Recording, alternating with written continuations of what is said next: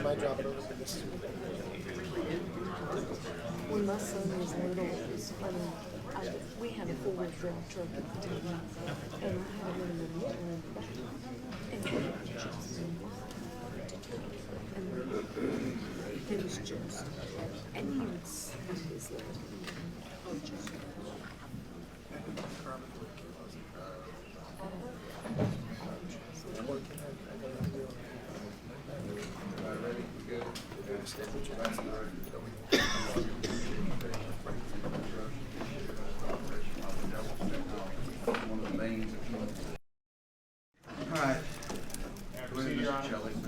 Your Honor, I would just ask that Mr. Bob not consult with his client in the break period while I'm examining her.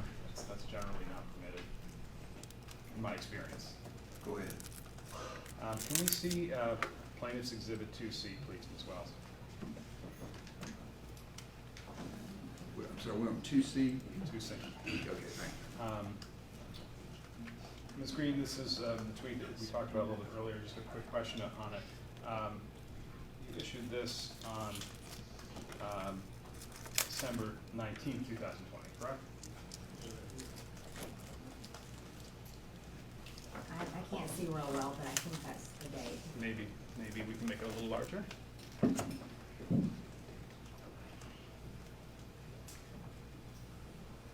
That's what it says.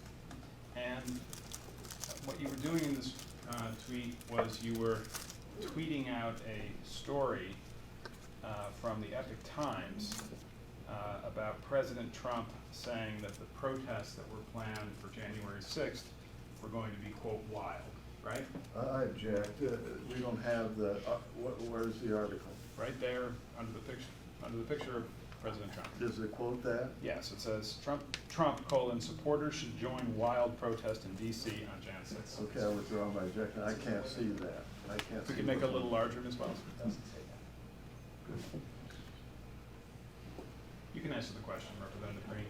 What was your question? My question is, what you were doing in this tweet is you were tweeting out a story from the Epic Times about President Trump making a statement that the protest on January 6th would be wild, right?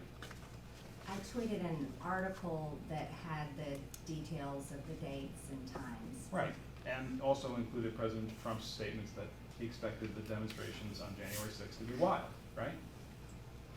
I don't think that's what my tweet was about. Okay, well, but you see that the article says Trump, supporters should join, quote, wild protests in D.C.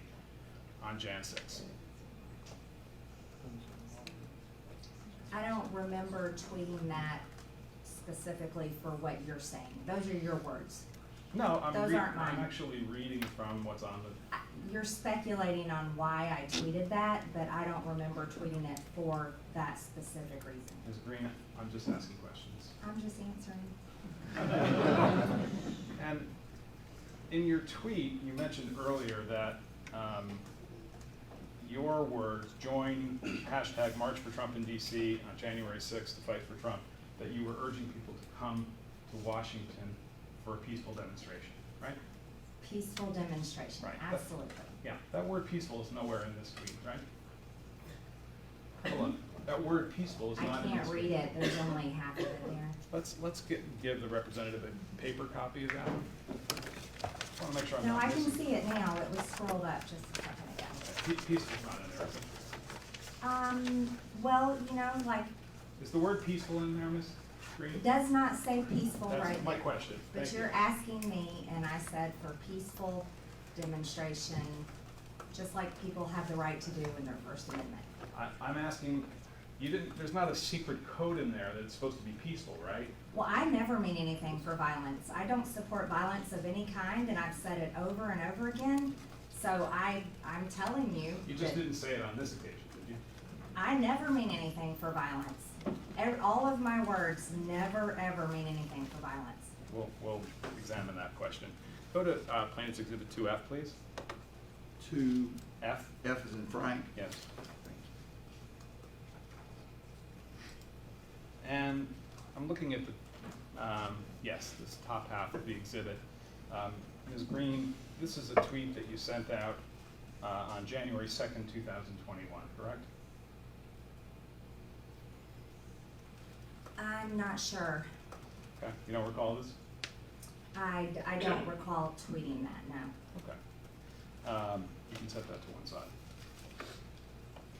Well, let me ask this question.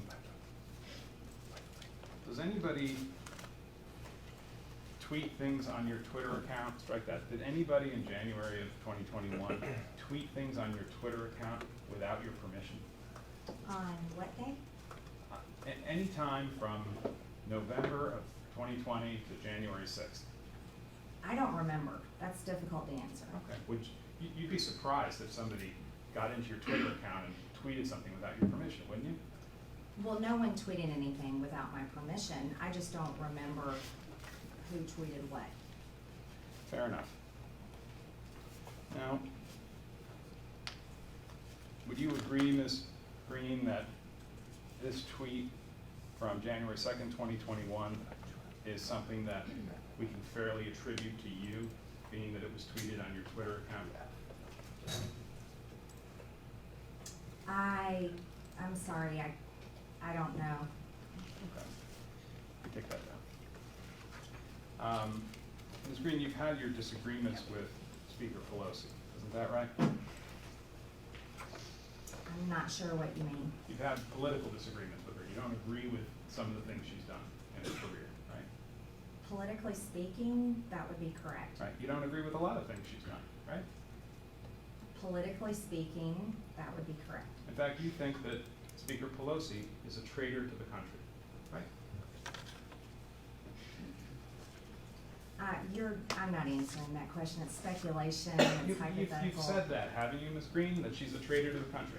No, I haven't said that. Okay. Put up Plaintiff's Exhibit 5, please. Oh, no, wait. Hold on now. I believe by not upholding the, securing the border, that violates her oath of office. Fair enough. I'm not interested in her oath of office. I'm interested in that you said that she's a traitor to our country, right? I object, Your Honor. She is not, this is. I don't see the relevance of that, Mr. Shelley. Next. Your Honor, can we give Mr. Bopp a standing objection on the First Amendment grounds? No. Because this is an effort to interrupt my examination of the witness. I am attempting to establish the witness's desire to engage in insurrection during the period January 3rd to January 6th. Now, it's true that some of the things that she said are relevant if they were, even though they occurred before January 3rd. But there's no First Amendment objection to evidence, Your Honor. She said what she said. There is First Amendment objections. We don't agree. Well, Fine, but I get to make my objection. you can make the objection. You can have a standing objection. I don't want to stand, Judge. Because he wants to That's- interrupt my flow, Your I Honor. do- That's I not don't- appropriate. I don't object to everything, Okay. okay? I have specific things that I think I object to, and I should be extended the courtesy to do that. You may object. Thank you. But, Plaintiff's Exhibit 5, please. well, 5 now. 5, okay. So I'm placing before you what we pre-marked as Plaintiff's Exhibit 5, which is an article that appeared in CNN on January 26th, 2021. You have a hard copy of this available? Should be in the book. I mean, does she have a hard copy? I mean, she can't read it off the screen. We have one for her. Good. Let's start using hard copies. Okay. You can't read stuff like this off screen. May I approach the witness, Your Honor? Yes, sir, you may. You have a standing permission to approach the witness to deliver copies of documents as to which you're going to ask a question. Thank you. Ms. Wells, if you could scroll down a bit.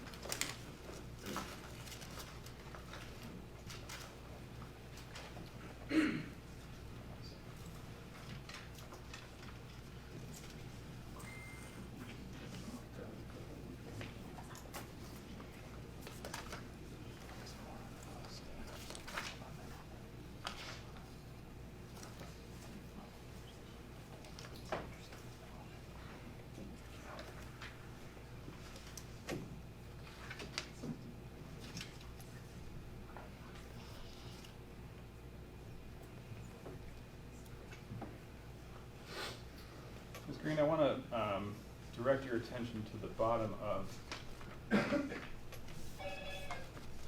the fourth page of the exhibit. Mhm. This is a paragraph that starts out, "She's a traitor to our country." You see that? I object, Your Honor. What possible relevance could it be that she had political disagreements that resulted in hyperbole that is commonly used Your Honor, this is an among argument. people? Overruled. Next. Thank you. I just want to ask a narrow question, Representative Greene. Did you say, referring to Speaker Pelosi, "She's a traitor to our country, she's guilty of treason, she took an oath to protect the American citizens, she gives aid and comfort to our enemies who would illegally invade our land, that's what treason is, and our law representatives and senators can be kicked out and no longer serve in our government, and it's a crime punishable by death, is what treason is. Nancy Pelosi is guilty of treason." Did you say those words? I said, this is what I was telling you, is she doesn't uphold our laws, It's a she simple allows yes or no illegal. question, ma'am. I mean, She She can say can those answer words. without being instructed by him to say yes or no. I don't agree, Your Honor. This is cross-examination. This She's is entitled what? to an answer to my question, not a Representative speech. Greene, did you say these words that are quoted on the bottom of it? Did you say that? According to the CNN article I did, I don't remember. Do you recall saying? I don't recall saying all of this, but I do recall having said this about I totally disagree with the border issues. Okay, And I ask and believe- answer. Next question. Okay.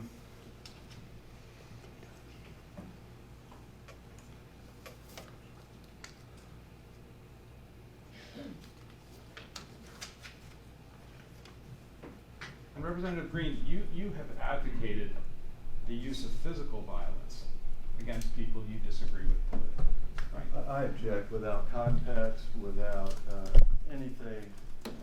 Overruled. Go ahead. What's the question again, Mr. You've Chairman? advocated the use of physical violence against people that you disagree with politically. That's a question. Yes. Is that true? I don't think so. I don't know how to answer that. Next question. Well, have a look at what we've marked as Plaintiff's Exhibit 5, E5. E5. Thank you. That's the same one, is Same that one. correct? Okay, thank you. You've got a copy of this, Representative? Oh, is it the Yes, same the one? same thing. Okay. And, well, let me ask a foundational question. You understand that on social media posts like Facebook and Twitter, one of the things, well, I guess on Facebook, one of the things you can do is you can like someone's post, right? You can like people's posts. Right.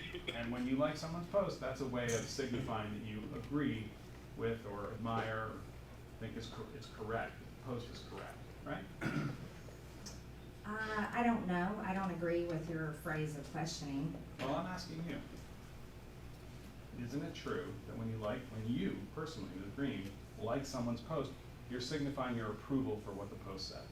No, I don't agree with how you're phrasing that question. No, I don't agree with that. So it's true, though, that you liked a post that suggested that, quote, a bullet to the head of Nancy Pelosi would be a quicker way to remove her as Speaker of the House than impeachment, right? Now, you're using a CNN article, which CNN has lied about me multiple times, and you're using a CNN article I'm as asking your you to evidence. answer my question. Did you like a post that said it's quicker, that a bullet to the head would be a quicker way to remove Nancy Pelosi from the role of I Speaker? have had many people manage my social media account over the years. I have no idea who liked that. Okay. Are you testifying under oath it wasn't you? Just want to be clear on that. I am testifying, I have no idea who liked that comment. Fair enough. It could have been you. Right? She's I'm she's telling you, answered the I question. do not know. She's answered the question. Go ahead. Next question. Counsel.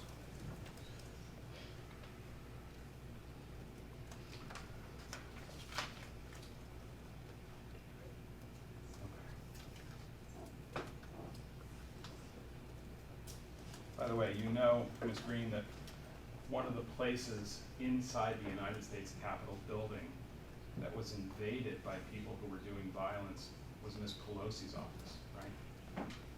I was inside the chamber during, on January sixth, so I do not know all the places that those people went. I only know where I was. Are you telling us that in the more than a year since these events occurred, you have not become aware that one of the offices that was invaded by people who were illegally in the Capitol was Nancy Pelosi's office? I've seen that on the news, Okay. but I And- don't know for sure. I haven't investigated all of that.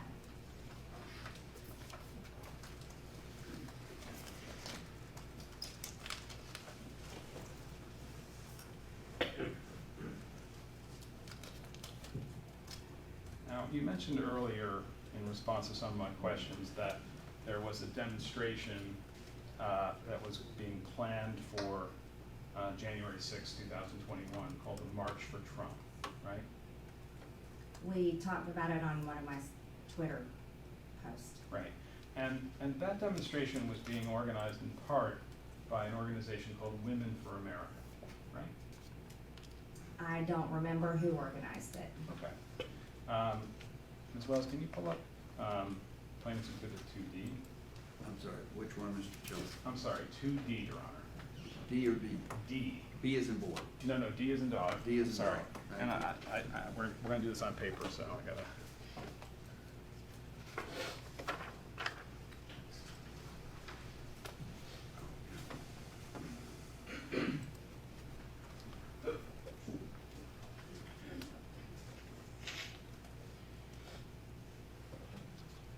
I placed in front of you what's a document that's been pre-marked as Plaintiff's Exhibit 2D.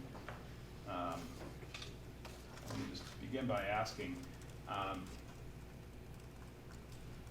one of the things that you can do on Twitter, Ms. Greene, is you can retweet or send out again somebody else's tweet, right? Yes. Okay.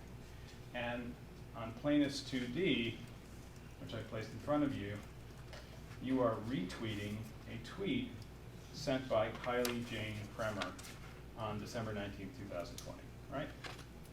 I don't know if I retweeted it.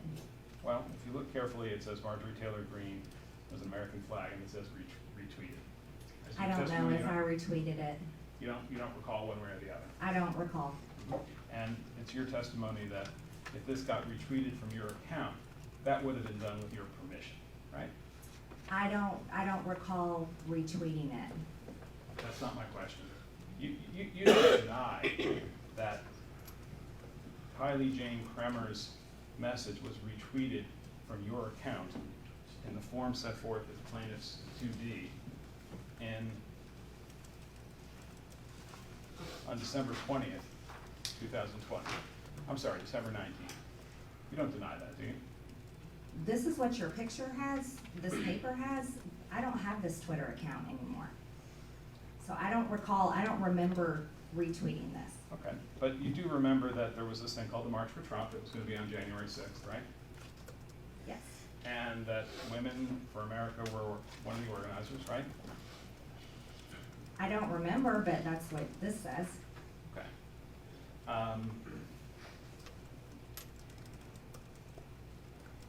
And one of the other hashtags for the demonstrations that were planned on January 6th, 2021 in Washington, D.C. Was a hashtag Stop the Steal, hashtag Stop the Steal, right?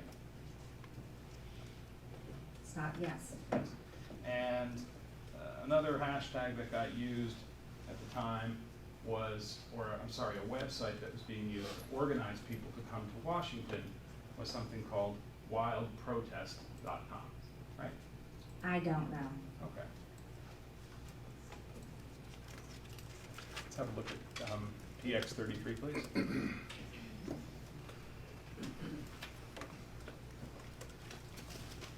Sorry again. Mr. Jelly, P, PX33. X, P, X, I call it PX, P33. P 33. Plaintiff's Exhibit 30. Oh, I got it, sorry.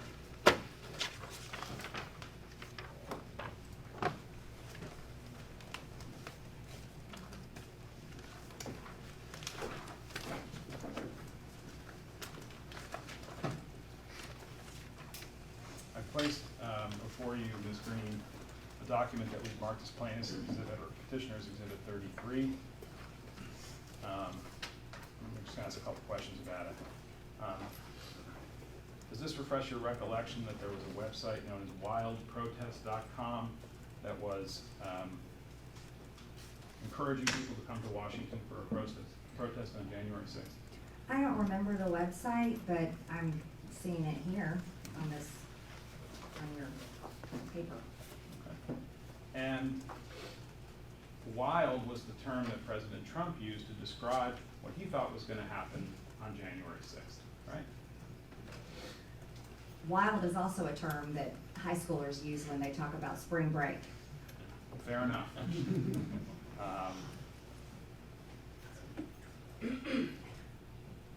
But whatever the title of the demonstration or the name or the hashtag that was used, you would agree that you were aware in after the election and before January 6th that people were being asked to come to DC for a large demonstration to object to the certification of Joe Biden as President of the United States. I was aware people were coming to support our objection in Congress, and on January 6th, the only thing I was preparing for was objecting. When did you first become aware that there were going to be large demonstrations in DC on the 6th? I don't recall. Did you consider at any point participating in any of those demonstrations? It was put on my calendar, but then I never went. We were too busy. We were, looking at all the evidence and preparing for our debates and preparing to object. And who put it on your calendar? I don't know. Somebody on your staff, I take it? I have no idea. Well, wasn't a complete stranger, right? It was somebody from your congressional staff, right? Probably so, but I have no idea.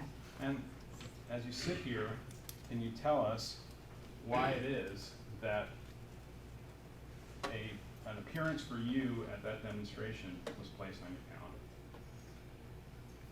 Can you rephrase that question? How did it come to pass that it was put on your calendar that you were going to appear at a demonstration? I understand you said you were too busy. I don't know. I was so busy just preparing to object. I don't know. You were going to go to one of these demonstrations as a speaker, right? I don't think so. I was always preparing to object. We were very busy. Well, have a look at what we've marked as number 33. And if you go about 3 pages in at the bottom of that page and then over to the next page, it says invited speakers and featured guests, right? I'm assuming, I guess I was on there because I was invited, Right. but yeah. I don't know who made this website. I'm sorry, I can't answer Okay. Well, to anything about it. well, you can answer that that's your name and face, right? That is my name and face, but I don't run that website. I have no idea who does.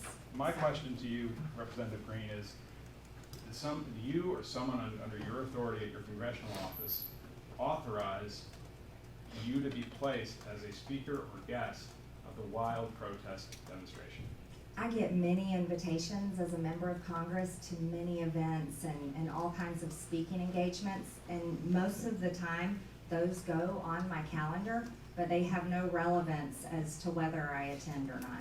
So would it be fair to say, Ms. Greene, that through your office, you authorized your name and your likeness to be associated with the wildprotest.com demonstration? No, you cannot say that or assume that. That would be whoever organized this. Well, let's talk about that. Going back to 33. You know Allie Alexander, don't you? No, I don't really know him, no. When you say you don't really know him, you've met him, right? I've seen him before, but I don't know him. Yeah, how many times have you been in his physical presence, to your knowledge? I cannot even guess, hardly any. 10? 20? No. Have you shaken his hand? I've shaken his hand before, yes. I have shake hands with pretty much everyone I meet. Lots of people, right? And he's a friend of yours, right? No. Okay. Well, come back to that.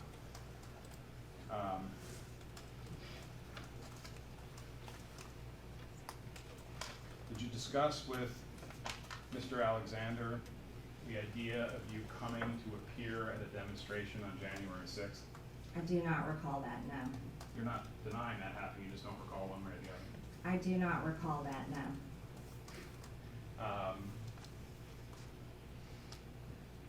Well, did you discuss with anybody attending the wild protest demonstration that was planned for January 6th? I do not recall ever talking about attending. Other than people on your congressional staff or your campaign staff, list for me all the people who you spoke to about the demonstrations on January 6th. That would, I'm sorry, I have no idea. Okay? You don't remember any of them? I do not remember. Not any of them? No, Okay. And you spoke to some people about those demonstrations prior to being sworn in as a representative from the 14th district, right? I don't remember. And you spoke to some of those people after you took the oath on January 3rd and before the 6th, right? I don't remember. Did you speak to anybody in government about the fact that there were going to be demonstrations in Washington on January 6th? I don't remember. We were mostly reading information about election fraud, and people signed affidavits about what they'd witnessed with voter fraud and preparing to object. That was pretty much all I remember doing. Right, pretty much, but your testimony as you sit here today under oath is that you didn't talk to anybody in government about the fact that there were going to be large protests in Washington on January 6th. I don't remember.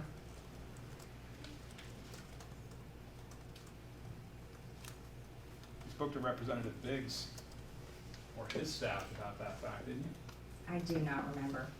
How about Representative Gosar? Sorry, I don't remember. Did you talk to people at the White House about the fact that there were going to be large demonstrations on January 6th in Washington? I don't remember.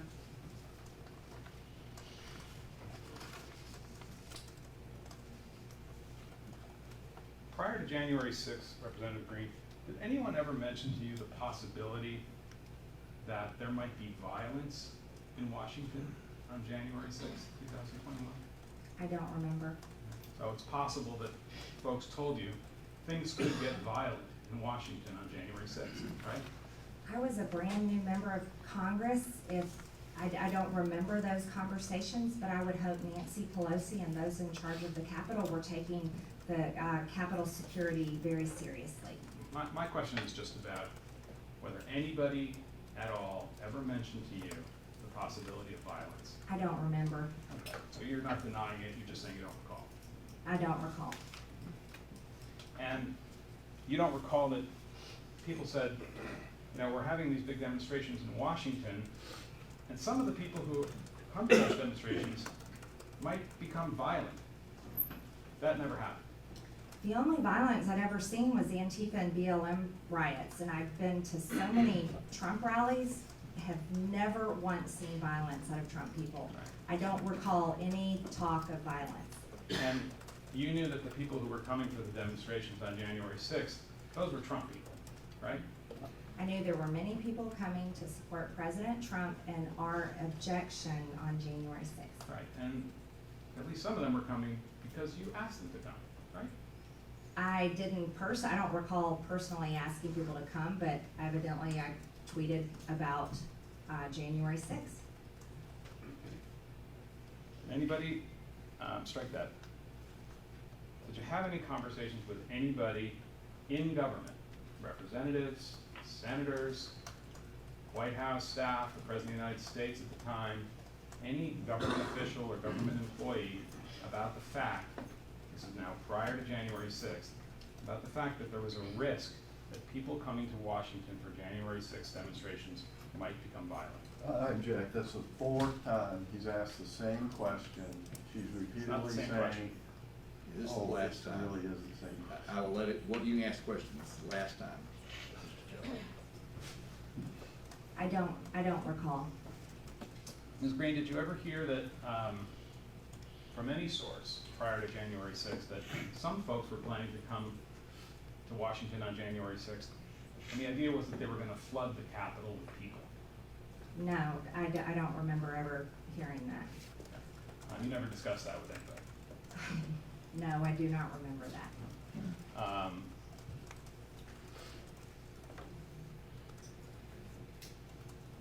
But you supported the idea of people coming to Washington on January 6th and flooding the Capitol, right? No, I support people's First Amendment to have a peaceful protest, use their freedom of speech. Well, previously you publicly said that one way for people to express their displeasure with their government would be to flood the Capitol building with people, right? The Capitol belongs to the people. That's where you come and speak to your senators, your representatives. You come to express your views. You come to talk about how you want your tax dollars spent. You come to talk about how you want senators or representatives to vote. My question is a bit more narrow than that. You publicly expressed support for the idea that people should come to Washington to express their displeasure with their government by flooding the Capitol. I don't I remember. object. She's answered the question. Next, move on. Can we have PX 23, please?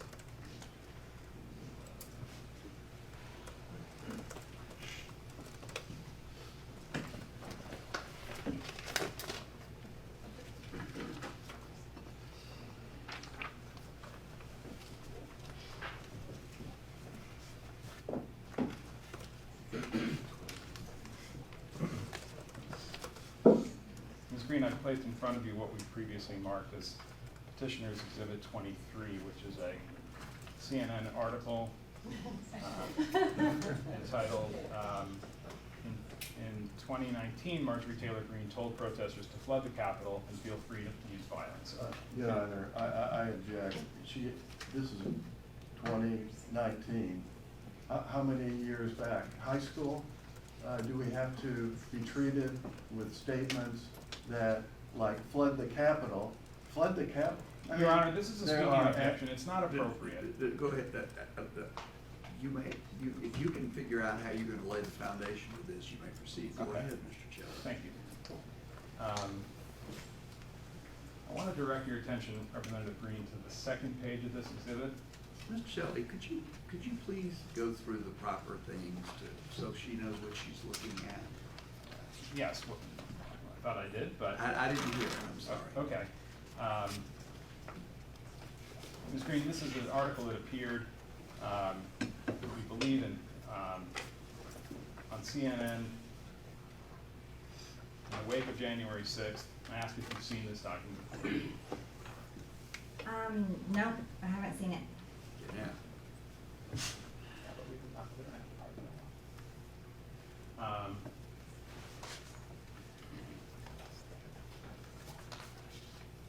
Well, I'm going to ask some questions about statements that are attributed to you in this article, and you can tell me whether you made them or not, okay? The second page of the document has a quotation that reads, quote, "All of us together, when we rise up, we can end all of this. We can end it. We can do it peacefully. We can. I hope we don't have to do it the other way. I hope not. But we should feel like we will if we have to, because we are the American people." You recall making that statement in 2019 in connection with a protest around Fund the Wall. No, I don't object. recall. Next, Nancy, go I ahead. object. Next. Are you The denying that objection you noted. made that statement? Objection noted. You denying that you made that statement? I'm saying I don't recall. Okay, you're not This denying is- it, you just don't recall. It's a CNN article. She said she does not recall. That is the answer. Let's move on.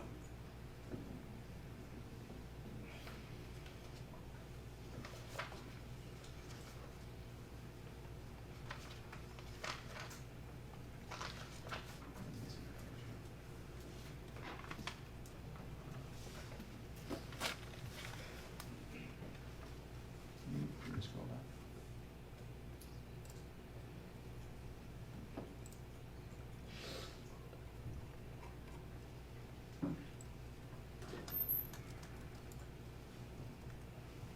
further up, please. Yeah, keep going. I'm sorry, Judge, I think I'm missing a page in my copy of the exhibit. Okay. Going? Oh, I'm sorry, the bottom of, yeah, down a little bit. All right, thank you. You can stop right there. A little further along in the article, I'm just going to ask you whether you made this comment. If we have a sea of people, we will shut down the streets. If we shut down everything, if we flood the Capitol building, go inside. These are public buildings. We own them. We own these buildings. Do you understand that?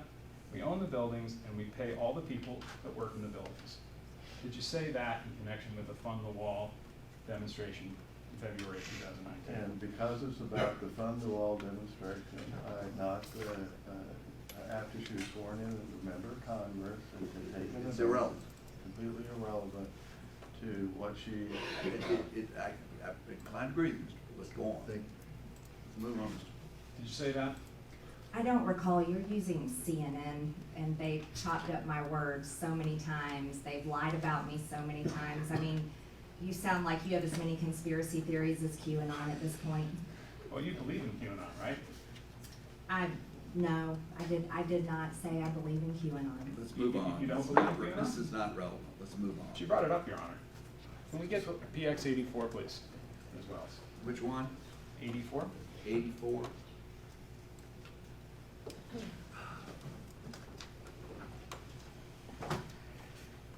Is that your face, Ms. Green? It appears to be.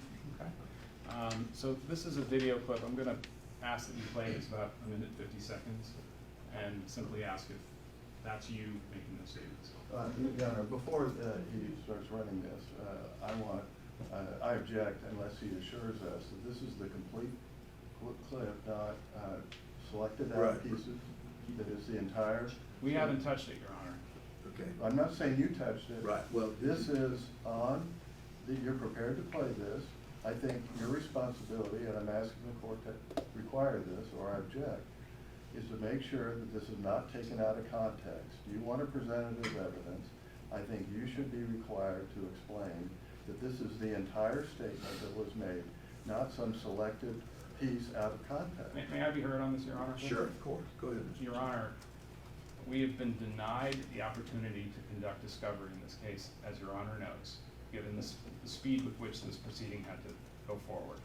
We have been denied the opportunity to issue subpoenas, to get records, to do precisely what Mr. Boff would like me to do. In fact, Mr. Boff objected to all of those things and said, we don't want them to do those things. So the idea now that he is objecting to us playing a portion of his own client's words, she can defend herself quite ably. She will tell us if it's out of context or if it's QAnon or something else. Let's back up. First of all, what is this again? This is a video, we believe, of the Congresswoman making a statement. And where did it come from? It came from the CNN article, links to it, from Facebook. So this is, but this was pulled off of what, the internet? Well, it was connected through CNN, I believe. No? Through the, from a tweet. From Next question. This is the complete, that's what was there? Is that That's what was there, yes. Okay, have you made any alterations? No, sir. Are you aware of any alterations? No, sir. Okay. Do we know when it was made? We believe it was made in February of 2019, but All right, you can now ask the witnesses about it. can we play the video, please?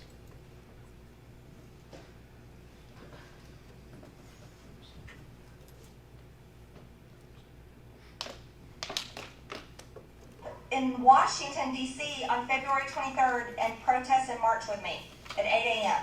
Really, please, I'm begging you. If we have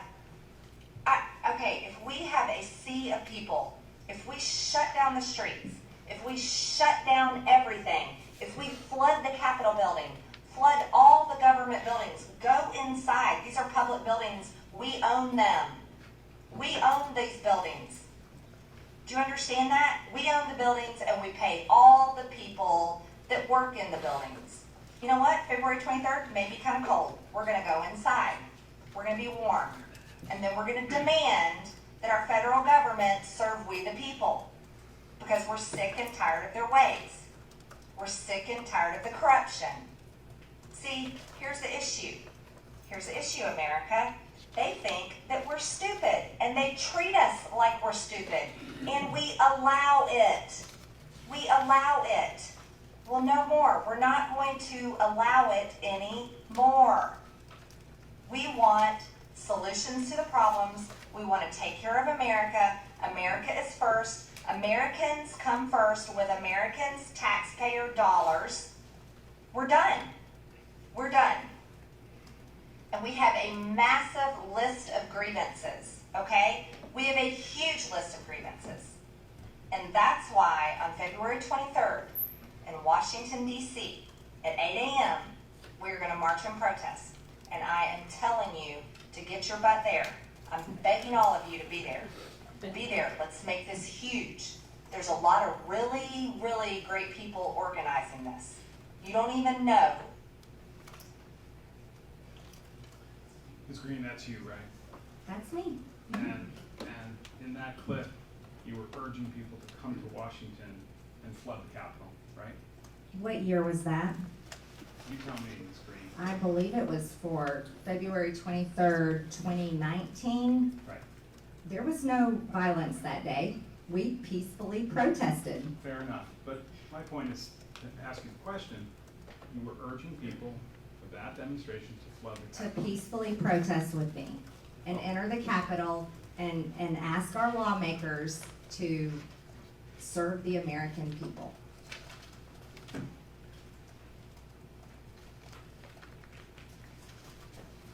So now you remember giving that statement, right? Now that we've watched the video, I remember that.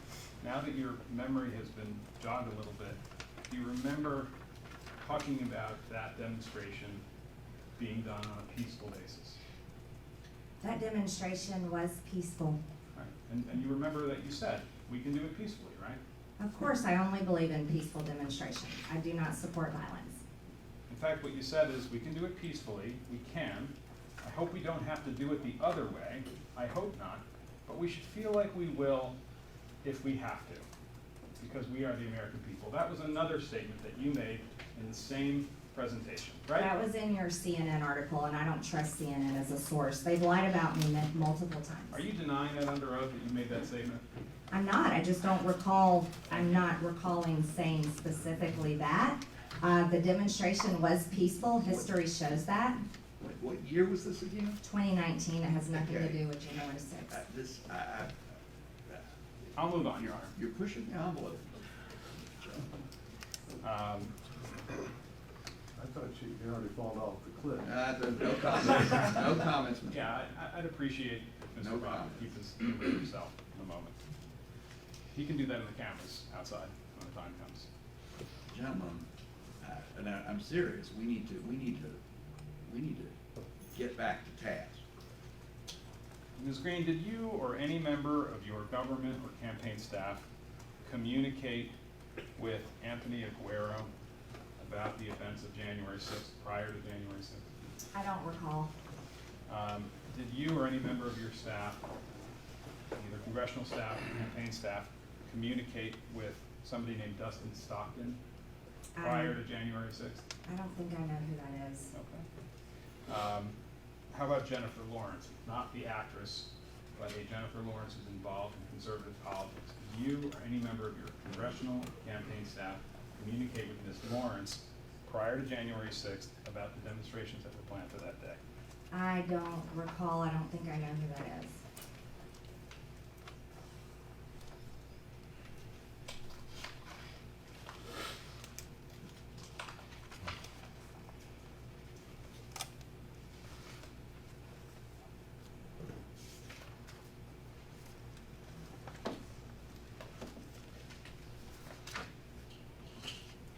Did you or any member of your campaign or congressional staff, Ms. Greene, provide any support for any demonstrations that occurred on January 6, 2021? I have no idea. I don't think so. I don't recall. Did you or any member of your staff provide information, advice, funds, printed material, the promise of a public statement, to withhold a public statement, anything along those lines in connection with the demonstrations that were planned for January 6th? I don't remember, I don't think so. And if somebody were to come in here and say, oh yeah, she gave us support for our demonstrations, you'd say, I don't remember that. That didn't happen. I'm not sure what you're saying, I think you're speculating, that's hypothetical. Prior to January 6, 2021, you heard that people were planning to enter the Capitol on January 6th and engage in violence, right? I No. object that, I think that's the fifth time you've said that. Look, no, she answered the question. No. Next. Never heard that from anybody. No. And prior to January 6, 2021, you were aware that people were going to make noise outside the Capitol as a means to disrupt the proceedings inside the Capitol. Is that fair? No, I have no idea what you're talking about.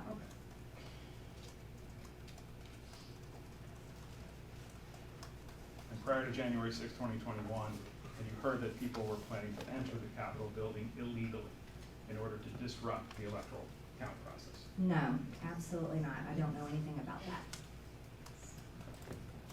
Your Honor, it's, I think 12:45 is, Well, let's talk about that. How much longer do you think you need, Mr. Shepherd? probably an hour. All right, well, why don't we take I'm gonna change, let's take an hour, and let's be back here at 12:45, so that's 1:45, right? Did I do that right? Could I respectfully ask to make it 45 minutes only? Well, 45 minutes. You want to make it 12:30? I mean, 1:30, I'm sorry, I'm challenged on the clock. 1:30, 45 minutes adequate for you, Mr. Bob? Is that okay with you, Congressman? To continue. Yeah, we got 45 minutes for lunch, is that okay? Oh, sure. Okay, all right, well, we'll reconvene in 45 minutes, which will be 1:30. Thank you, sir. Your Honor, do we need to clear the table or do I believe it's secure, right? Right, Dominic, is this it should be secure. Yeah. We'll see everybody back at 1:30. Thank you.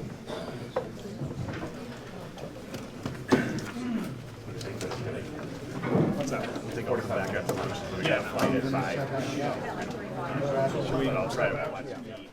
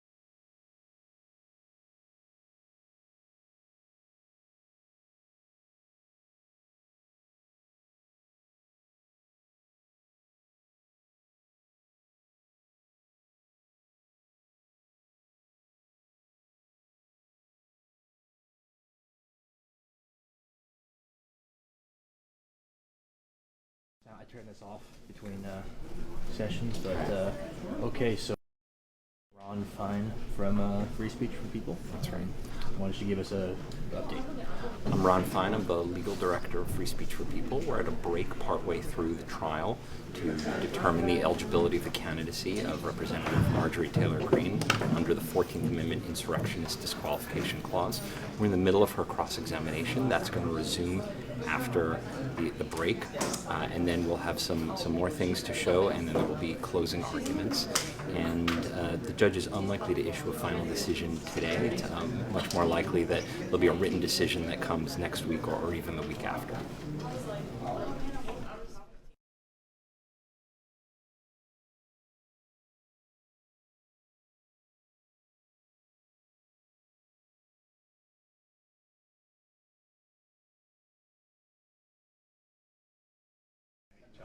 I couldn't catch your name when you were. Shelley, my last name. I'll trade you. Who are you with? I work in the intercept. Come on. You're my client. Yeah. I'm good. Well done. Yeah, we both do a bunch of cases with us. Yeah, let's see if I can give you one soon. There's a bunch of weird stuff coming. Oh, really? Oh, yeah. Good. There's a project, I don't know if you know this, but Intercept has a project. Hey, I'll turn mics off till you guys go court.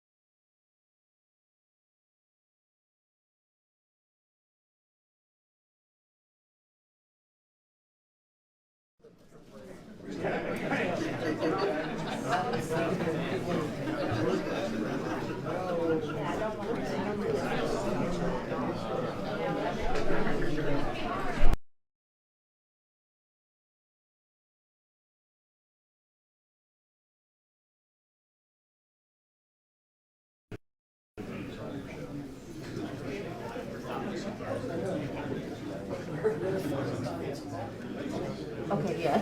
That's going to be fun. Yeah. All right? The whole thing. Well, 108, no. the 108. the Yeah, 108. yeah. I'm just saying because Yeah. we got to have some fun. Yeah. Seriously, I mean, We're getting our ass kicked. I mean, I would for that part.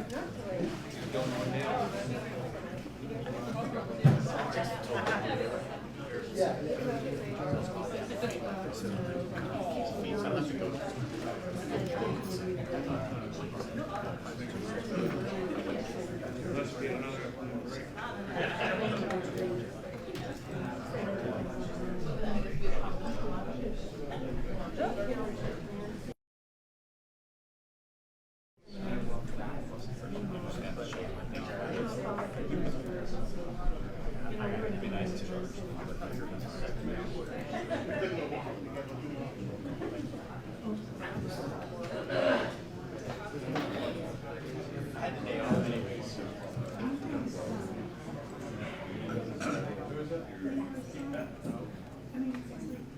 know we've already been.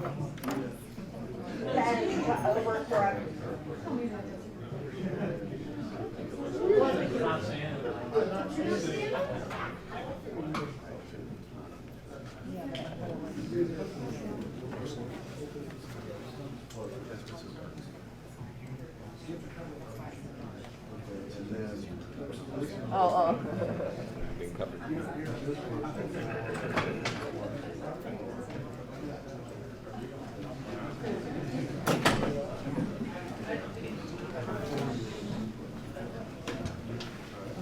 Everybody, please be seated.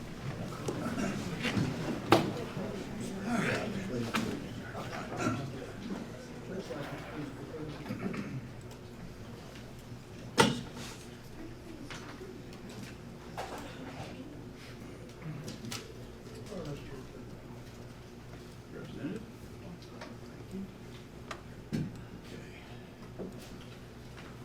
Mr. Shelley? Representative Greene, good afternoon. I want to go back and ask just a couple narrow questions, and then we'll move to another topic. The Twitter handle @MTGreen, that's your Twitter handle, right? Or it was before your account was suspended? Before my account was permanently banned. Got it. And during the period from January 3rd to January 6th, did you or anybody in your office, your congressional office, provide tours, either formally or informally, to people of the U.S. Capitol? No, the only people that were with me was my husband and my children. That would be on the 3rd, is that right? They were, I don't recall the exact days. I believe they went back to Georgia on the 4th. Okay. I'm trying to capture the period from January 3rd when you were sworn in until January 6th. At any time during that period, did anybody in your office provide tours to anybody from the U.S. Capitol? No. Okay. And during that period, did anybody on your campaign staff, or did you authorize the provision of funds and money to people who were planning a demonstration on January 6th? I don't think so. I don't recall that at all. If you wanted to know the answer to that question, who would you ask? I would have to talk to people in my campaign, but I don't think we did anything. How would we have done that? We didn't do anything like that. During that same period of January 3rd to January 6th, did you or anybody on your campaign or congressional staff provide any information of any sort to anyone in connection with January 6th demonstrations? I don't think so. I have no idea. I don't think so. And did you have members of the public visit your congressional office between January 3rd and January 6th? No.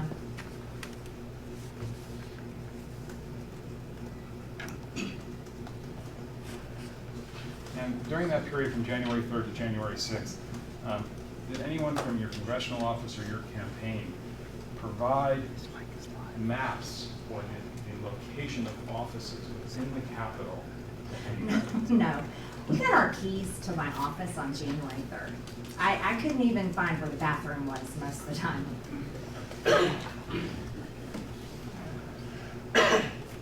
You know why I'm asking these questions, don't you, Representative Greene? I have no idea why you're asking these questions. Representative Greene, you're familiar with the significance of the year 1776 in U.S. history, right? Yes. 1776 is the year that the Declaration of Independence was signed, right? Mm-hmm. And that was a statement by representatives of the 13 colonies that they were no longer subject to the authority of the British Crown, right? They were declared, it was the Declaration of Independence from the British Crown. Right. And in fact, you may recall this from your studies, the Declaration of Independence refers to King George as a tyrant, right? I'm sure it may say that somewhere in the history books. I don't have the history books in front of me, and I don't know which one you're referring to, but. Well, I'm referring to the Declaration of Independence. That's the one that says that King George was a tyrant, unfit to be a ruler of a free people. Are you quoting the declaration? Okay. Well, you'll accept that from me, won't you? If you're quoting it. Okay. And you would agree that when a government acts tyrannically, that it's unfit to be the ruler of a free people. We're typically against tyrannical governments here. And the people who wrote the Declaration of Independence, they were working with other people in the colonies to express their independence from Britain, right? I wasn't alive back then, but there's the history. I'm not a history expert, but Well, as you've heard of the said. American Revolution, haven't you? Of course I have, Okay. yes.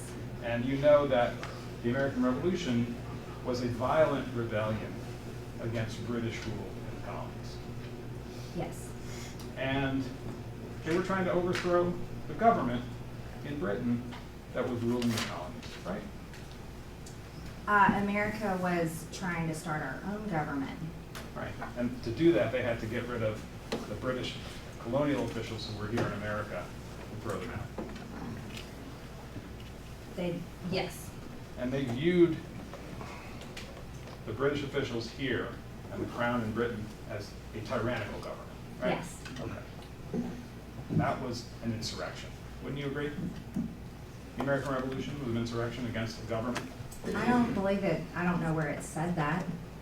Well, I'm asking you whether or not you agree that the American Revolution was an insurrection against the British government.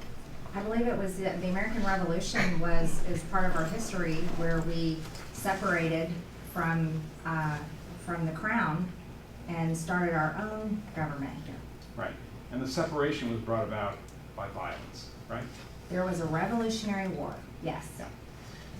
And the violence, the colonists were justified in using violence to get rid of the tyrannical government of Britain, their officials in America. Right? Is that your opinion? I assume I'm so. asking you. It was a Revolutionary War. It was violent. Okay. Now, you actually talked publicly about the Declaration of Independence calling for the overthrow of tyrannical governments, right? That's something you discussed publicly. Are you referencing to something I've said somewhere? Well, do you recall talking about that topic? I've talked about the Declaration of Independence, but I don't know what occasion you're referring to. Okay.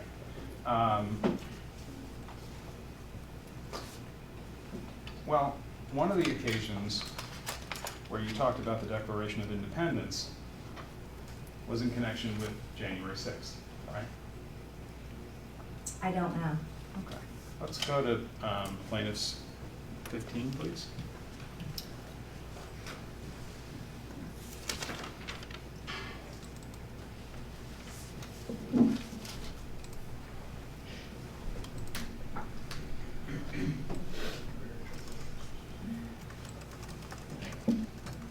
Which one is, so which one is this one, Mr. Chill? Plaintiffs 15. P15. P15, yes. Hang on one second. This one.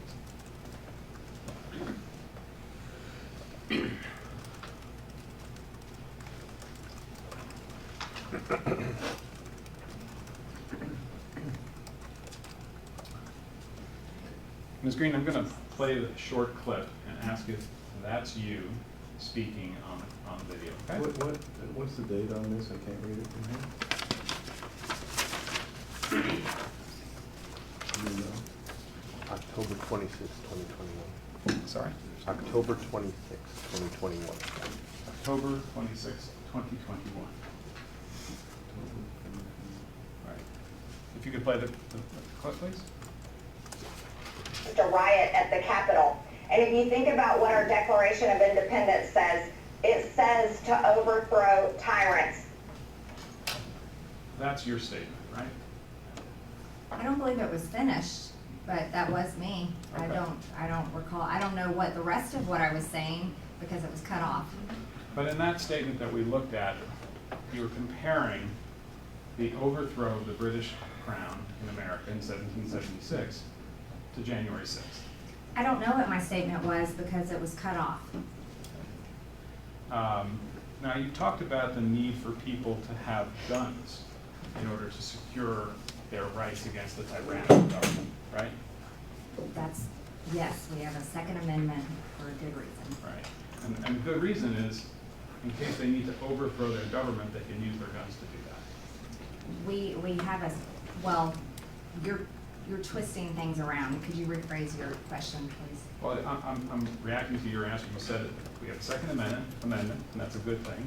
And I said the reason, from your point of view, that there is a Second Amendment is so that people can overthrow their government by violent means with guns. That's not the exact purpose. We defend ourselves. Say if, if you're being attacked, a gun is a tool to defend yourself. Right.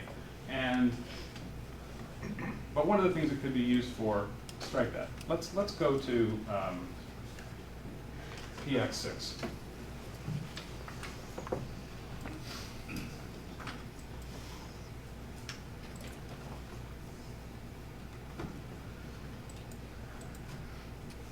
I'm going to play a video here and ask a couple questions about it. Well, first let me just ask you, do you recall giving an interview as reflected on PX6 in October of 2020, just about a week before the election, at something called the Relic Hunter firearms shop? Mm-hmm. I vaguely remember. Okay, and that's you on the left, and the gentleman on the right is the owner of the shop, am I right about that? No. Okay, who's that, just so I know? Mr. Dorr. Who's Mr. Dorr? He's a gun rights activist and just someone I know. Got it. And it's backwards because of the video, but Mr. Dorr's t-shirts says, what does it say? I am 1,776% sure that no one is taking my guns. Do you agree that that's what it says? Yes. Okay.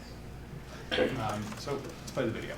I object to playing this. I have, watch this, right in the middle, there was a section cut off, right in the middle. Well, let's see. So it has been edited, and who's the source of this? The source of this is Marjorie Taylor Greene. It's Earned with the Price of Blood. That's what we're going to be talking about. No, who's the source of the video? Where do we get this from? YouTube. It was on YouTube. YouTube. YouTube. Okay. Well, I know you'll need to see it. We'll see it, Okay. and if you can make it, obviously it's difficult to cross-examine the video, but it's certainly possible to say what's the. I'm going to ask a lot of questions about it, Judge, and she can tell us if it's... Yeah, you can, as best you can, Go ahead.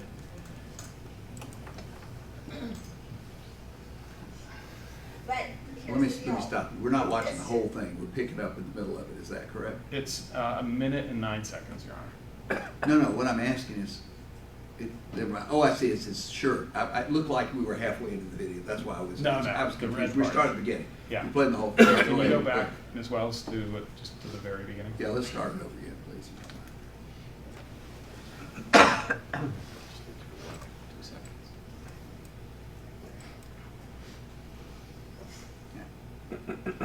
But here's the deal. If this generation doesn't stand up and defend freedom, it's gone. And once it's gone, freedom doesn't come back by itself. The only way you get your freedoms back is it's earned with the price of blood. We can't be too busy or too complacent or too worried about offending someone anymore. There's no more excuses. This is it. November 3rd, freedom is on the ballot. You have a choice of either voting for freedom by voting for Donald J. Trump for president again for 4 more years, voting Republican straight down your ballot, or you're going to vote for socialism and vote to completely end America as we know it. And this is no joke. They do not want you to be able to defend yourself, because if you can defend yourself, guess what? Then you can stop a tyrannical government. However, if they take away your guns, then you can't, not only can you never stop a tyrannical government, you can never even defend yourself if someone is breaking in your home. And that's the reality. This is where we are today in 2020. Oh, okay, Mother Joan. Let me, it started off with a cut sentence when she said, but, It's clearly edited. okay? So whatever she said before is wiped out. And then you saw 3 times Right. when it was cut, Yeah, okay? yeah. And Mother Jones, I'm sorry, I am not going to rely upon them to give an accurate depiction Well, of the tape. she can, we can proceed with questioning, and witness can respond. I mean, it is the witness, it is statements she made, and she can respond. So, go ahead. Well, Overruled. let's establish that. Representative Greene, this is a statement that you made in an interview with Mr. Dorr in October of 2020, right? That is a very partial, cut off and pasted statement. That is me speaking, but my sentences are cut off. My full message is not there. Okay. And in that statement, what you say is if you can defend yourself, you can stop a tyrannical government. However, if they take away your guns, you can never stop a tyrannical government, right? Correct? Okay. And you believe that? Absolutely. Okay. And in fact, what was done in 1776 was to stop a tyrannical government with guns. Fair? Sure, yeah. And that was to use violence against a tyrannical government, to get that clear. No, they were trying to get rid of a tyrannical government. There was a lot of, there was a big process. There was a big buildup there before the Revolutionary War. What The did whole you- purpose was not to use guns for violence. What did you Is mean? the narrative that you're trying to push here. What did you mean when you said that once you lose your freedom, it has to be earned with the price of blood? Well, I've always said I'm against violence, and I've always said I never want to see a war in this country. Never. I've said that over and over again in many speeches, and the reason why I say that is because I don't want to see war here on American soil. I have 3 children that are young adults, and I never want to see my children fighting a war, earning back our freedoms. And I've said that. That's what I'm talking about. It wasn't actually. Earned with the price of blood is a reference to violence, isn't it? The price of blood is the unfortunate and tragic cost of war. And that's what happened in the Revolutionary War. And that's what I'm talking about. And you know that the term 1776 is actually a term that's sometimes used in politics today. I don't know if you've noticed our state seal here in Georgia. I know you're not from Georgia. But as you can see, we enjoy our history and we're proud of our freedoms. 1776 is on our state seal. Great. And it's also a term that's used in political discourse in America today. I don't use it as a term of violence. But you use it as a term, right? I have used it as a term, but I do not use it as a term of violence, We're- as you're we're- um, trying to push. We're not up to that yet. You'll have your chance I to answer the understand. question you want to answer, but you have to start by answering my question, okay? You acknowledge that 1776 is a term that's used in political discourse today, right? Yes. And in fact, one of the examples of 1776 being used in political discourse today is the T-shirt that Mr. Dorr was wearing in the interview that we just saw, right?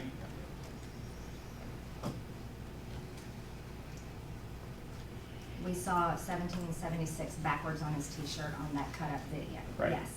And you understood that T-shirt to mean that people need to possess firearms in order to oppose a tyrannical government.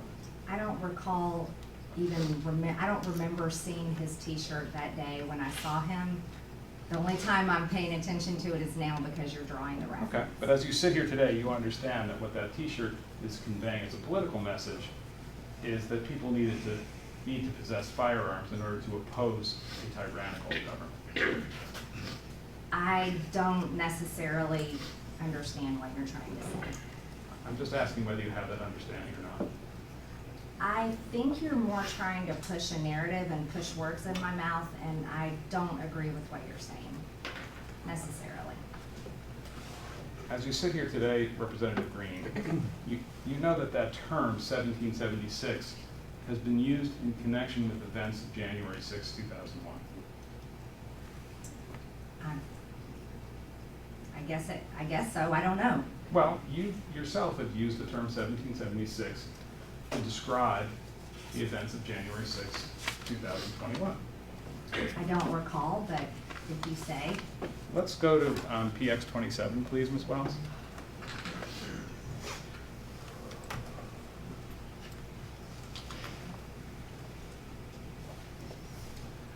And by the way, this video, Your Honor, has been admitted into evidence. Right. Ms. Wells, can you play that?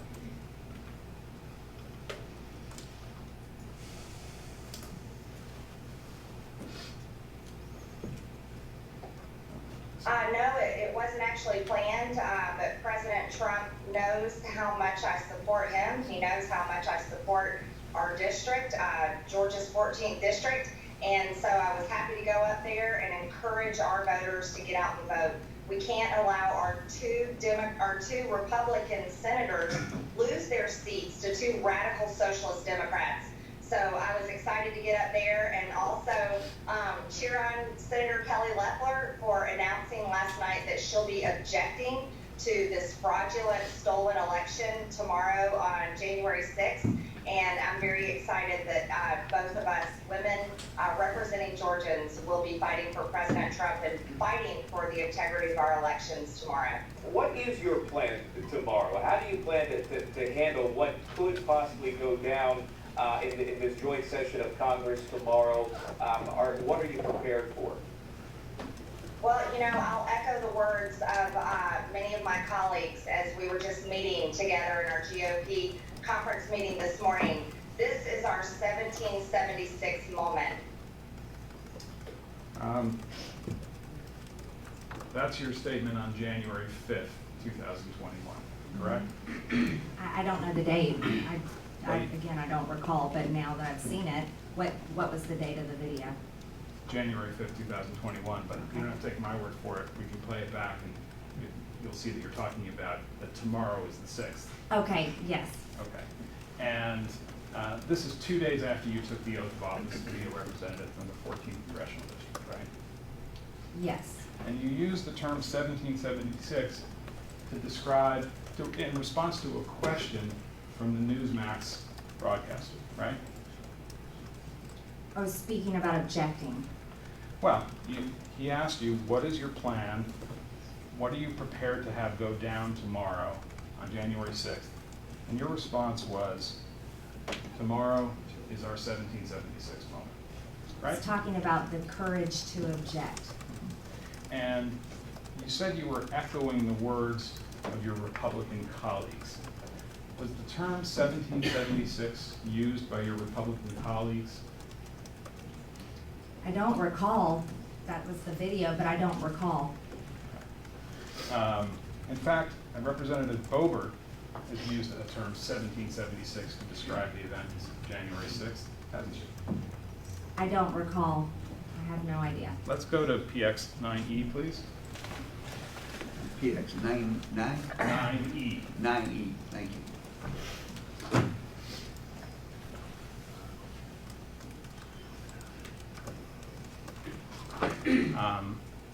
Do you recall seeing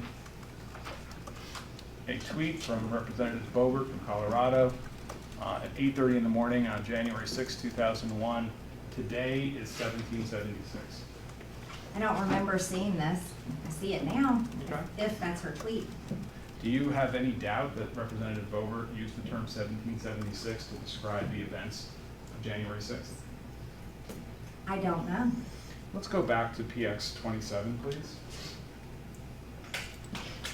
So that was an interview that you gave to Newsmax, right?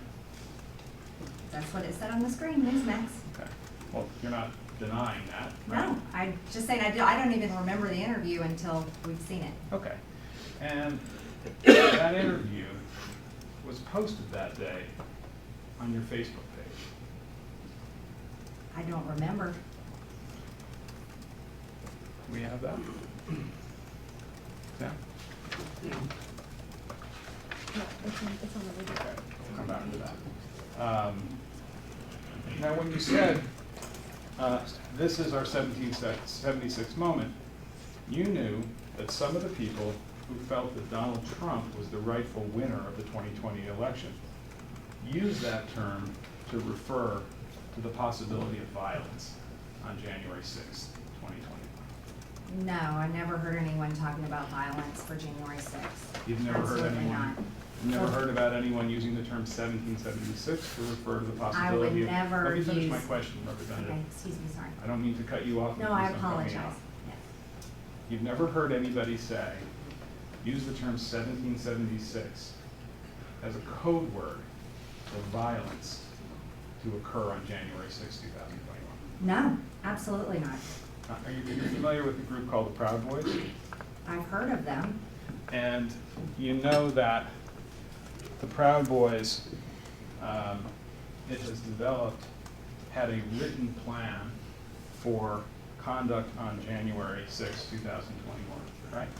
No, I did not know that. Okay. The Proud Boys are an extremist, violent group. You would agree with that? I don't know much about the Proud Boys. You've never heard that they're a violent extremist group? I've heard about them. I don't know what they do. I don't know much about the Proud Boys.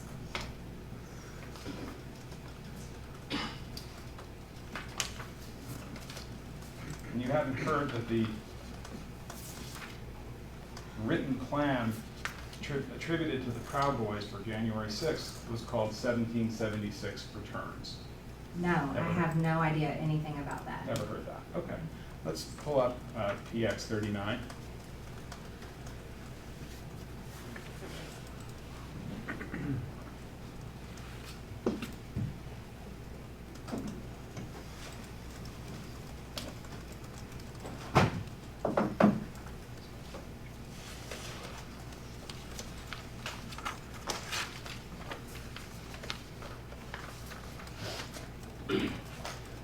This is an article that appeared in the New York Times on March 14, 2020, entitled "Document in Jan 6 Case Shows Plan to Storm Government Buildings."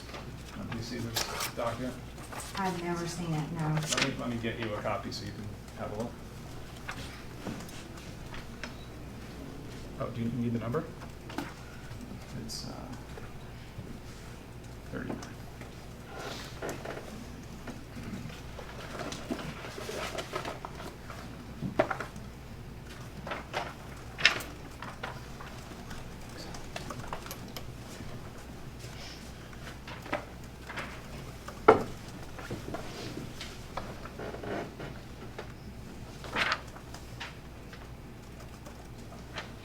I don't know what to do about that. I need that, 100%.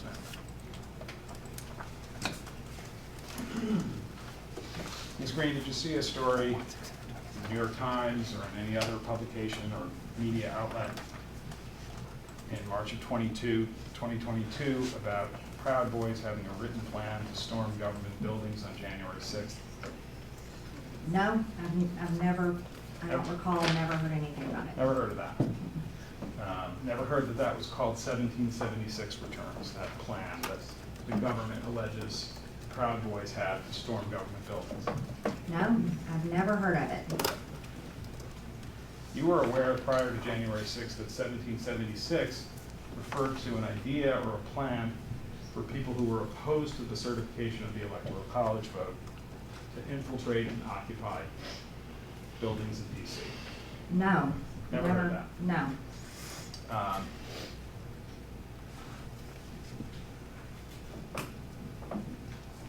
And you were aware prior to January 6, 2021, that 1776 was the term that people were using to describe a plan or an idea to physically interfere and prevent the Electoral College vote. No, I don't know anything about that. Okay. You can put that to one side. We talked a little bit about a person named Allie Alexander this morning. Do you remember that testimony? Mhm. And you said somebody you've met on a number of occasions. Is that fair? I've seen him a couple times. I don't remember when, and it's not someone I know.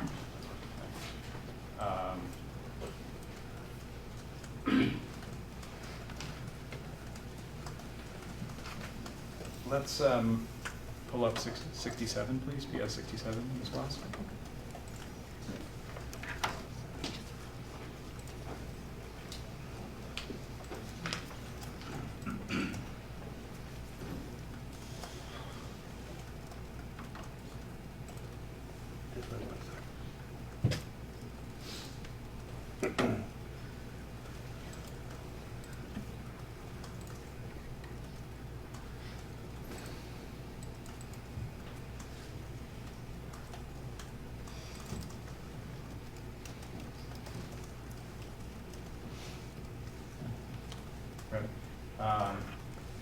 Let's just start. I'm going to ask you to have a look at just the first 10 seconds of the video. It's just a person not even speaking, and tell me if you can identify that person, okay?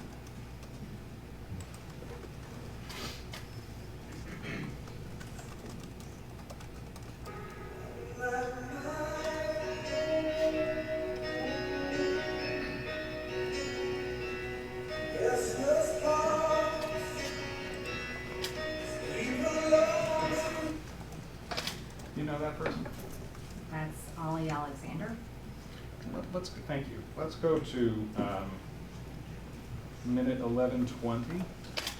This is a rather long clip, and I'm going to take you to the middle of it, around 11 minutes and 20 seconds.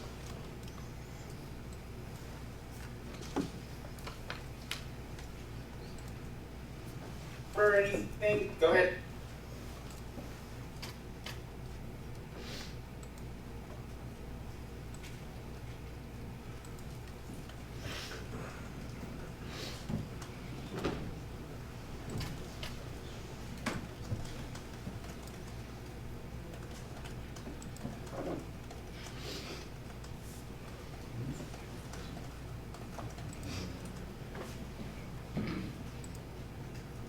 Members of Congress are on the committee. Congressman Steve King was the only one who was yanked off of all committees, so that's not true. So avoid the disinformation, avoid the division. We are here to continue pressing forward. Yeah, Congresswoman Marjorie Greene, my favorite, she's coming in, a friend of mine, she's coming in, she'll be whatever. Someone's trying to tell me. You can stop it there. You see that Mr. Alexander describes you as his favorite, right? You heard him say that. That's what he said, I just saw it. Okay. Do you have any explanation for why he would feel that way? Maybe he likes the work I do? I don't know, I don't really know him that well. I've only met him a couple of times. He describes himself as you as a friend of his, right? That's what he said on the Those were video. his words. Right, that's what he said on the video. Is he lying when he describes himself as a friend of yours? I wouldn't call him a friend, I do not know him. I've only met him a couple of times. Okay. So if he says he was a friend of yours, he would be lying. Sometimes people say things on videos for their followers or to maybe, I don't know. That's what he said. I don't know him. I've only met him a couple of times.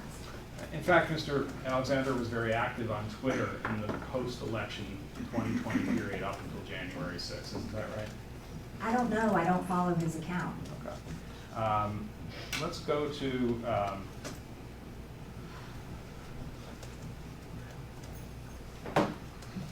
well, I think we've established that during that post-election period from November when you were elected until January 6th, one of the things you were doing was organizing people in Congress to file objections to the Electoral College campaign, right? Yes, working very hard on objecting. Okay. Let's go to PX3, please.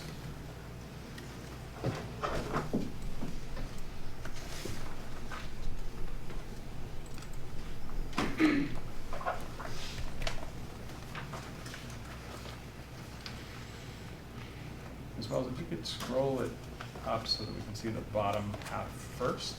Yeah. Further down, please. Well, I'll get you a paper copy. Thank you.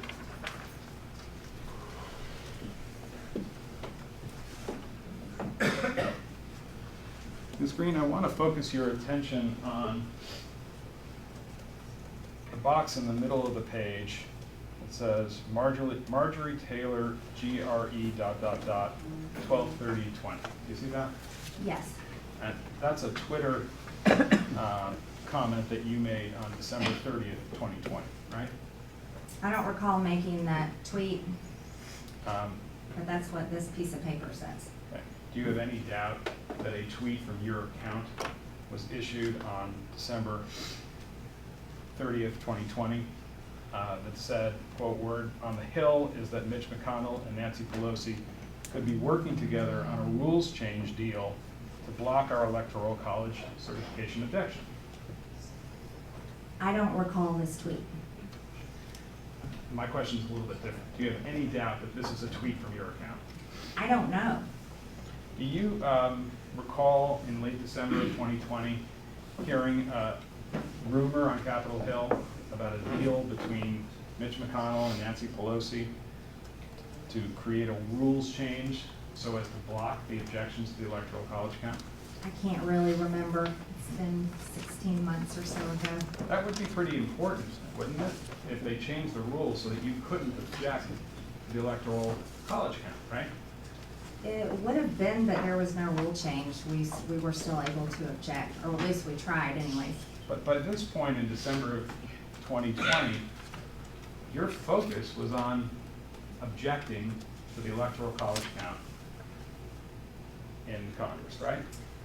Yes, finding evidence of voter fraud and planning to object, yes. And if there had been rumors of a rule change, that would be something that would be important for you to tweet out and talk about publicly. It possibly would have been. I just don't remember this tweet. I don't remember it. You know that Ali Alexander has responded to tweets that you've sent out over the years, right?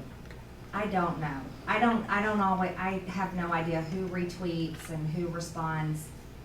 That's not something that I spend much time at all looking at. You spend some time looking at it, though, don't you, Representative Greene? Who responds to your tweets? Occasionally, I have some time and I look at who responds, but I do not know what he has responded, what he has tweeted or retweeted. Okay. And the reason that you look at responses to your tweets is you want to see how what you've said is being taken on board by other people. Is that fair? Actually, I don't really look at comments on Twitter because they're filled with a lot of bots and a lot of hateful people, and I don't like to read things like that, so I don't read many comments, hardly ever. Well, you read Mr. Alexander's response to your December 30th tweet that's shown in Exhibit 3, right? And just to read it out loud, what he writes is, "If they do this, everyone can guess what me and 500,000 others will do to that building. 1776 is always an option." You read that, didn't you? If this is his Twitter, I see it on the screen. I have no idea. Those are his words, I guess. I have no idea. Well, as you sit here today, you understand that what Mr. Alexander was referring to was not legal objections on the floor of the Congress, right? No, I don't know what he's referring to. And you knew back then that what Mr. Alexander was responding to your tweet was to say, if they make a rules change and Congresswoman Taylor Greene can't object, we're going to go into the Capitol and do violence. I have no idea. I don't know anything about this. And that term 1776 is the way Mr. Alexander was conveying that to his listeners or his readers. I have no idea. Again, I don't know anything about this. I've never seen it before.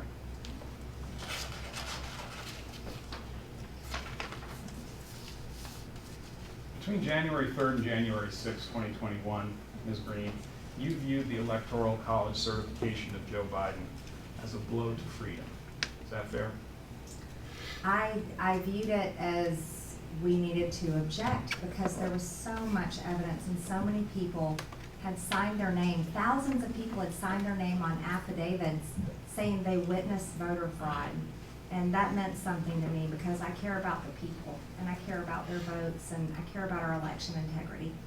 My question is whether you viewed it as a blow to freedom if the Electoral College certification of Joe Biden were completed. I don't agree with your wording. Okay. Because once freedom is gone, it doesn't come back by itself, right? I don't agree with your wording. The only way you can get freedom back is when it's earned with the price of blood. Those are your words, right? You're twisting my words and creating a narrative that you're trying to make. That's not my narrative. That's not what I said. Well, That's on not what I October meant by 27th, that. 2020, that's what you said and that's what you meant, right? I'm sorry.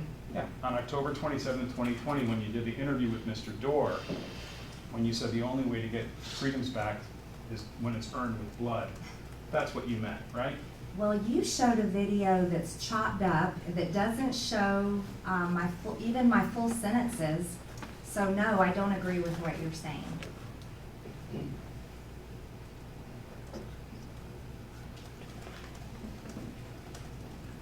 Do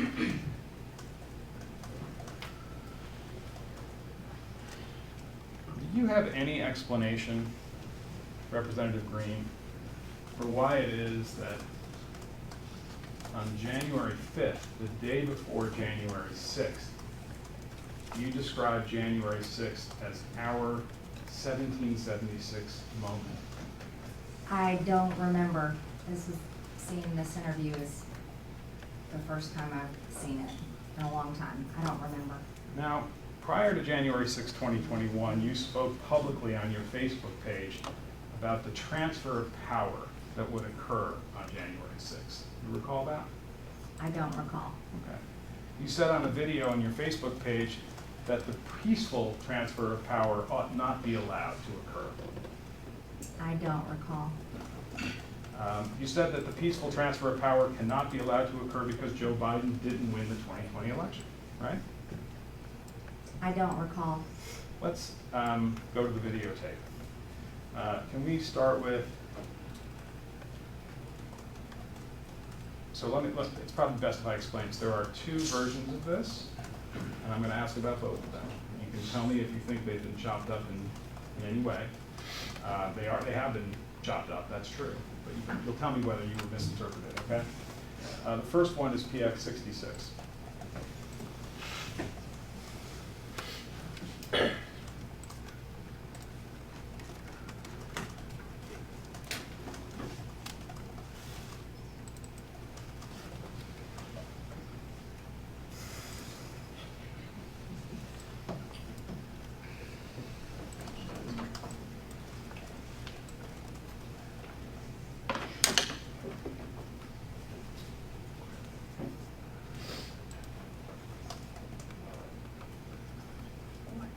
Yes, can you play that one? Okay, just a second. What's the date and the source of the video? The source is, it was something, Ms. Greene's Facebook page is not available. This is something that was captured by someone else and posted on another Facebook page. Where it says it's from her Facebook page? Does it say Yes, it? I believe it does. 66 has been admitted, Your Honor, as evidence. And Yeah, what's it's been admitted for what it's worth, so go ahead. Yeah, and what is the date? We're going to ask you to respond to that as well. Okay, you don't know, okay.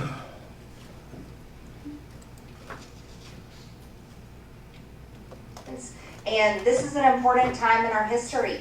We can't allow this just to be gone, just to let it go. You can't allow it to just transfer power peacefully like Joe Biden wants and allow him to become our president, because he did not win this election. It's being stolen, and the evidence is there. So that's you, right, Ms. Greene? Yes, that's me. Okay. And when you say we can't allow it, we can't just let it go, the it in that phrase is to have Joe Biden declared the winner of the 2020 presidential election.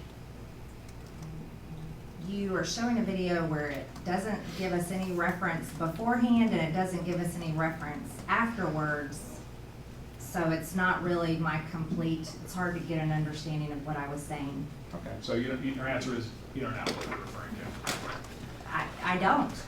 We're watching a partial video and a partial statement of clearly an interview I was doing. I don't know what date it was on, and it's definitely off someone else's Twitter or Facebook. I can't see it from here. Well, that's you saying you can't allow it to transfer power peacefully like Joe Biden wants and allow him to become our president because he did not win this election. That's you saying that, right? That's the partial statement on that video. Okay, can we pull up, Do we see the whole thing? we can run the rest of it. Let's if see you'd the like. whole thing. Sure, and there's another one on top of it, so we'll watch two. I mean, well, you said they're different. I want to be sure that she has an opportunity to see what the difference is. Can I make a suggestion on it? Let's Yes. go back to the beginning of this one, and then Yeah. we'll play it all the way through. That would be good. I agree. Let's do that.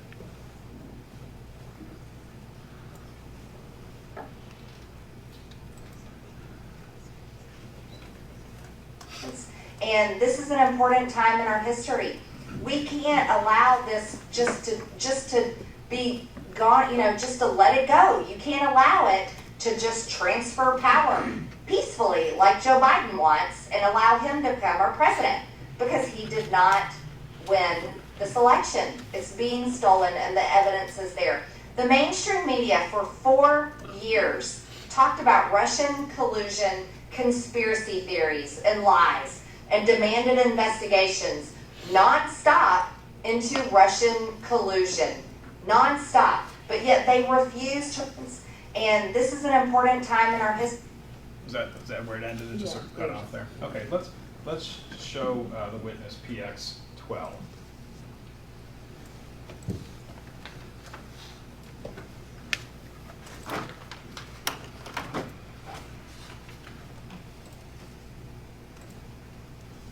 Let me hold off on that for 1 second. This video that we just saw, which we marked as plaintiff 66, that's a video that you made in anticipation of objecting to the Electoral College count in favor of Joe Biden, right? I don't know. I don't see a date. It's not from my specific Facebook page. It appears to be on someone else's. Let's see the other video, number 12. And where is this one from? This is also, it's the same thing.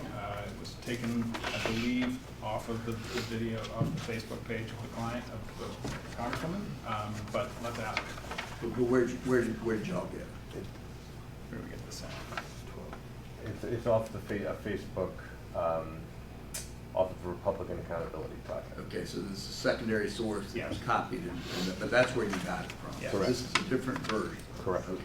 You want to go ahead and play it? Hold on 1 second. And this one is also admitted into evidence, Your Honor, What it's worth. for what it's worth.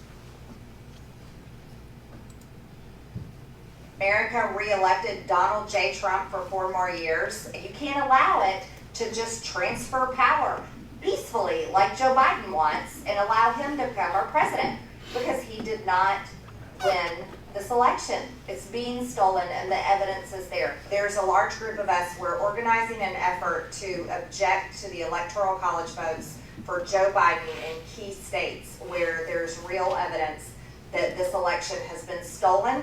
I am very convicted in what we're going to be doing on January 6th, and it's historic, and I feel it's very, very important. On January 6th, if you're able, there are going to be possibly 1 million or more people coming to Washington to be there for this historic event. It's critical for everyone to show up and show the nation who we are. We aren't a people that are going to go quietly into the night. We are not a people that are going to be thrust into socialism without stopping it. Now that you've seen that clip, Representative Greene, do you agree that this is a video that you created in anticipation of objecting to the Electoral College vote on January 6th?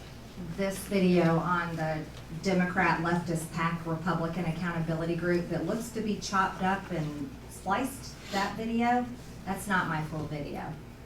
Listen to my question. Yes. The words that are shown, that you're speaking on the screen, those are things that you were talking about in anticipation of objecting to the Electoral College count vote on the floor of the Congress, right? The only thing I was working on was objecting, but again, that's a cut and spliced video. And when you said we're organizing an effort to object to the Electoral College votes on the video, the we were members of Congress, right? Well, members of Congress are the only ones that can object. That's part of our ability. That's And- what we're allowed to do lawfully. Right. And, exactly. And making objections is, in fact, by members of Congress, is part of the lawful transfer of power, right? Objecting is part of the electoral count process. Democrats did it with the past 3 Republican presidents that were elected. They objected, and I'm sure there was a lot of planning that went into that and discussion. We put a lot of planning, a lot of work into it, and as you can see, we talked about it. So when you were talking about we can't allow it to happen, you can't just let it go.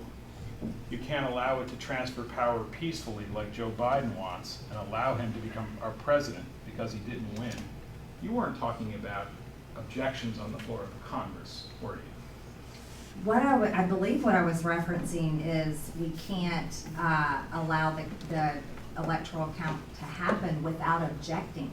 That I felt it was our dutiful responsibility to object on behalf of the large amount of voter fraud and the people who truly felt like that there was big problems in our elections. And you're testifying under oath that that's what you meant when you said you can't allow it to transfer power peacefully like Joe Biden wants and allow him to become our president. That was a reference to debates on the floor. Without objecting. Of course, you don't say anything in that part of the video about objections on the floor of the Congress, right? Would you like to see it again? I believe the video, I said objecting. But in the sentence where you said you can't allow it to transfer power peacefully like Joe Biden wants and allow him to become our president because he didn't win the election, you don't say anything in that sentence about objections on the floor of the Congress. Sir, we just saw 2 videos that are cut and clipped, and my sentences aren't even completed. I think the first video started with me saying "and," meaning it was starting into partially something I was already saying.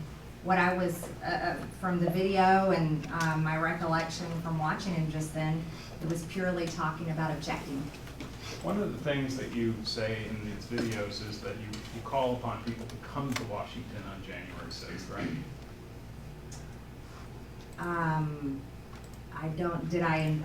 I don't remember every single word that we just watched. Let's look at it again. I think P12 is the one that includes that.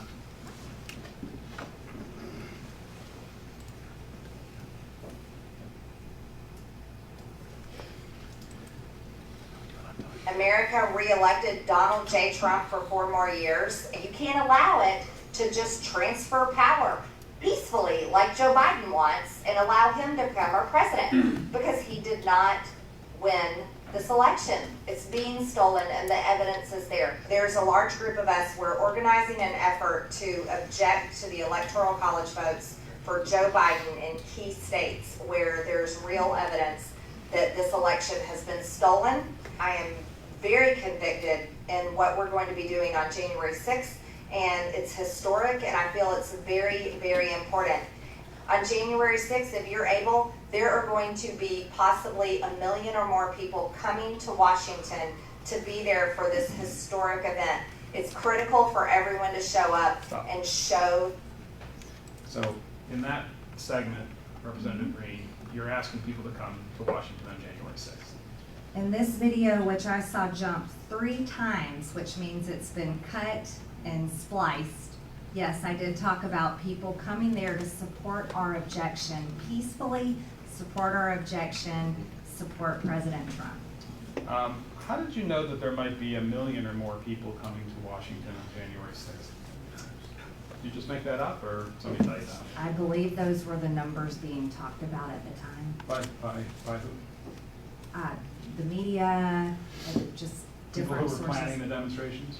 I have no idea. I think I saw that on the news. And what you said is it's critical for everyone to show up, right? That's what you saw. Supporting, yeah, peacefully supporting our objection. That's the only thing I was interested in doing and planning is objecting. Now, the last thing you say in the video is, we aren't a people that are going to go quietly into the night. Do you recall that part? Yes. Now, that phrase, we aren't a people that are going to go quietly into the night, that's not something that you came up with on your own, is it? I have no idea what you mean. Well, that's something that you borrowed from a movie script, right? I don't know what you're talking about. You borrowed that line from the movie Independence Day, right? No. Let's go to the videotape as well.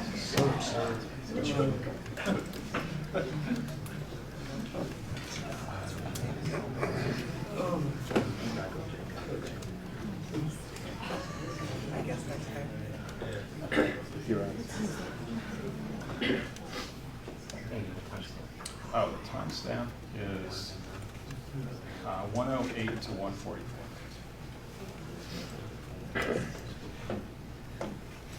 Hold on one second. You've seen the movie Independence Day, right? I've seen it before. It's a great movie, right? I think it's probably a great movie. I haven't watched movies in a long time, but from what I remember, it's a great movie. This is the one about the aliens who come to the world, and then there's a big battle on July 4th to ward them off, right? You are giving us quite the entertainment today. Thank you. Okay. And there's a scene in that movie where the president, the guy who's playing the president of the United States, addresses the fighter pilots who are about to go into battle against the aliens. You remember that scene? I do not remember that, but I'm We're gonna sure have you're a going look to at show it. us. Yeah. Can we see the whole thing? Yeah, can we watch the whole movie?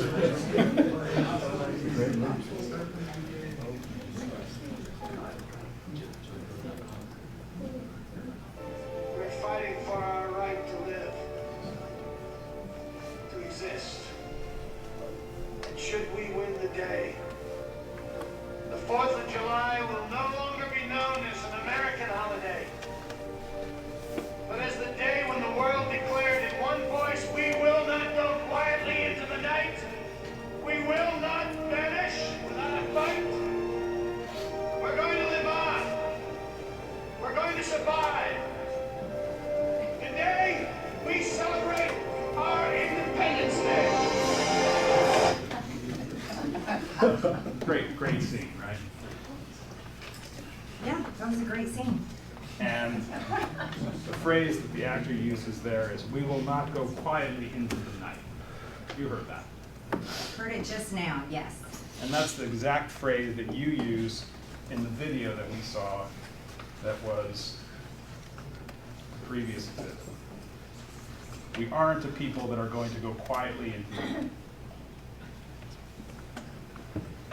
I don't view courtrooms and politics as Hollywood like you do. That is not the first person I'm sure that said that and won't be the last. And I don't recall getting any inspiration from this Hollywood movie like you're suggesting. So you were not communicating in referencing that film that January 6th was going to be a new kind of Independence Day. All I was talking about is objecting and standing up for people's votes in our elections. By the way, Independence Day is July 4th, right? Yes, It's July 4th of 1776, right? that's right.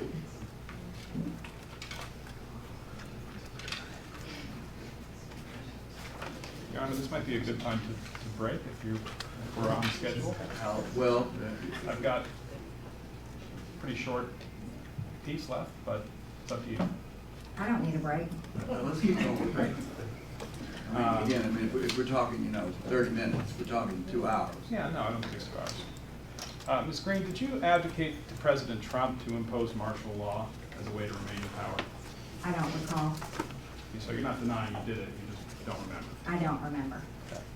And do you agree that the storming of the Capitol on January 6th is something that it's despicable? Yes, very unhappy about it. Now, we talked earlier about a fellow named Anthony Aguero, right? You brought up Anthony Aguero earlier, Right. yes. And he's somebody who you know, yes? Yes. He's somebody who you've spent a fair amount of time with, is that fair? Not much time, no. He's a friend of yours, Someone that I do know, yes. and you consider him a friend.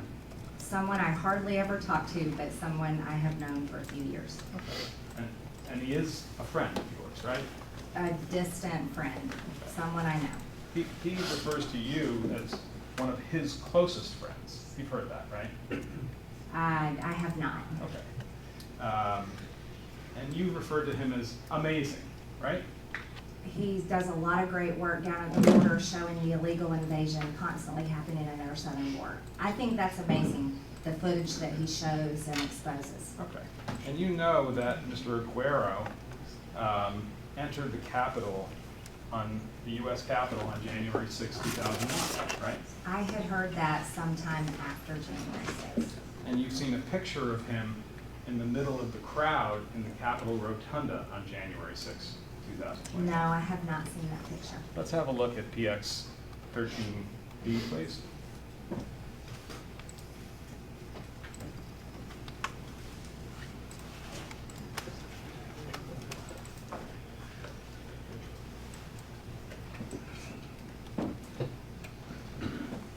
Make that a little bit bigger.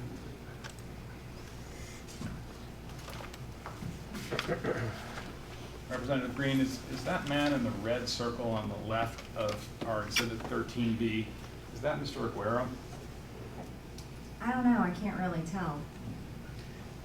If I told you that it was reported that that was Mr. Aguero and that he acknowledged that publicly, would that help you discern that that's who that is? I don't really buy a whole lot of what you say. You've been using CNN and Mother Jones and other terrible sources as your sources and showing Hollywood movies. So, but that's what you're trying to say now, but I don't know if that's him or not. I'm just asking whether if I suggested to you that he's acknowledged publicly that that's him in the Capitol Rotunda, would that help you identify him as your friend, Mr. Aguero? I don't see your evidence of him acknowledging that that's him. Okay. I think we can probably do something with that. Can I see 13, please? I have it here.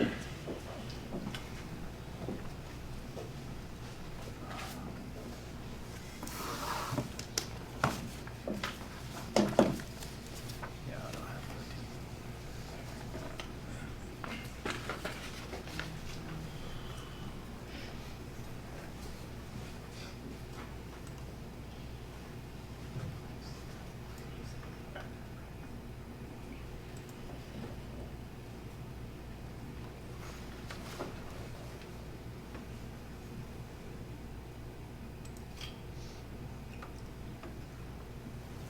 If I showed you something from CNN, you probably wouldn't accept it as authentic, would you?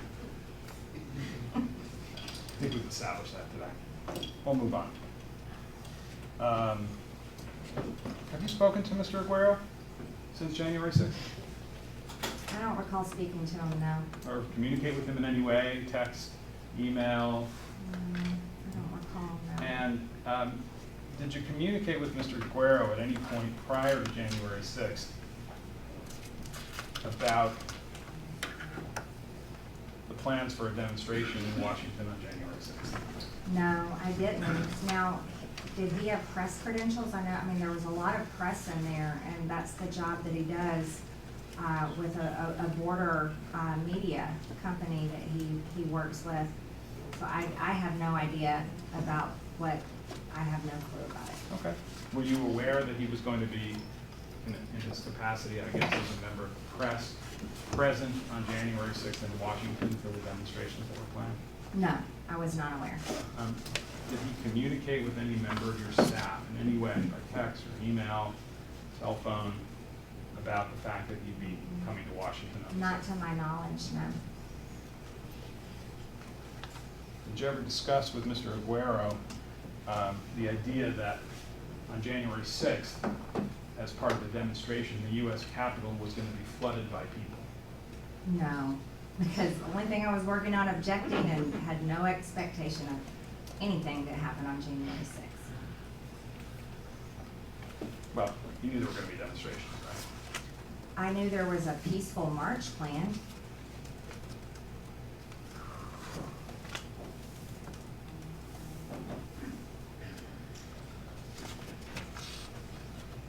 On January 6th itself, were you in contact with anyone who was involved in what you described as the peaceful march that occurred that day? No. Was anybody from your staff, congressional staff, or your campaign staff in touch by cell phone, text, email, with anybody who was involved in the day's demonstrations? Not of my knowledge.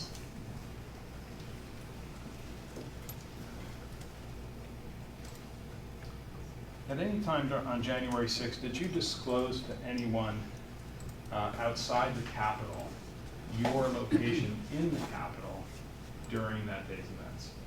I texted my family and told them I was safe. Anybody other than family? No.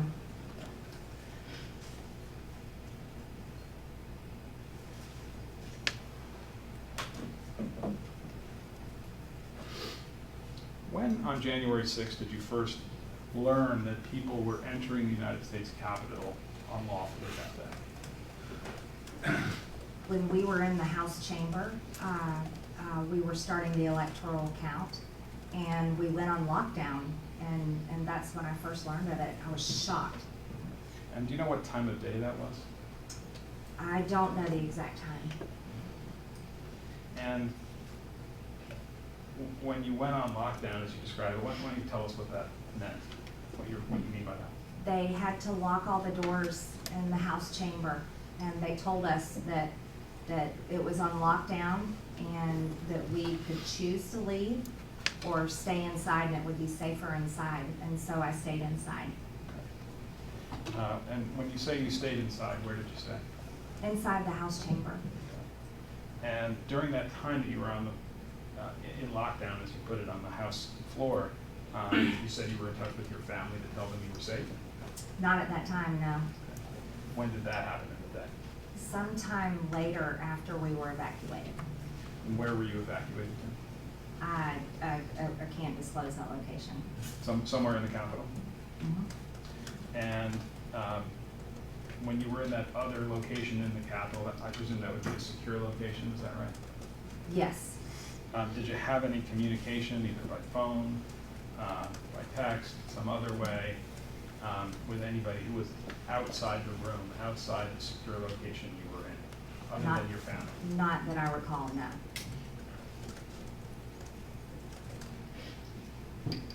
And when you were notified that people had entered the Capitol illegally, did you also understand at that point that there had been violence at the Capitol? I only knew what I was told. I'd heard a gunshot. We all heard it. And we were so confused. We thought Antifa was breaking in, or BLM, because of those were the riots that had gone on and on all throughout 2020, day in and day out. Just horrible riots all over the country, and that was the only thing that made sense to most of us. What do you mean by BLM? BLM rioters. Is that an acronym for something? Black Lives Matter rioters that were attending the Black Lives Matter protest. To your knowledge, has anybody connected with the Black Lives Matter movement or the Antifa movement, as you say, been subject to arrest or charged in connection with the January 6th events? I don't know, actually. I know they were arrested all over the country much through 2020, and over 95% of them had their charges dropped, unlike January 6th rioters that are still in jail, some of them, pre-trial. Could I have a few moments to consult, and then I think I may be done. Sure, just, yeah, we don't need a break, do we? 5 minutes would be You great. want a 5-minute break? Well, y'all want to step out, that might be easy. Yeah, that would be great. I think it's the room next to the stairs, somebody having to go come. Step out, stretch your legs, breathe in.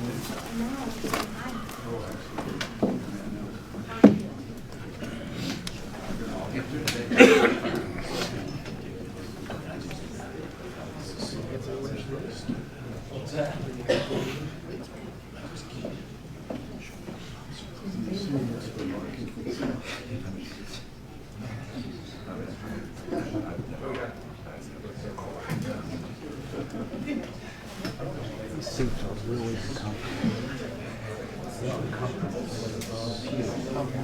Everything Hughes reminds me of Hughes. They came from Church Baptist Church. I can tell. My family's name is probably They really wanted the same women. I said, well, it is actually. it does. I mean, it's been Christians. Some kind of little.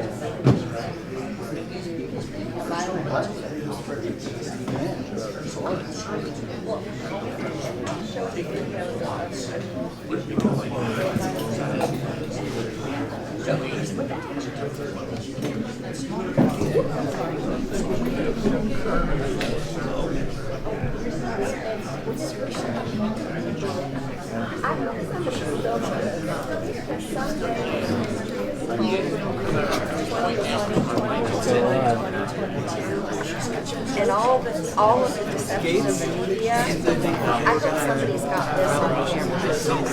I don't know if that happened before they asked questions. I think he said that. I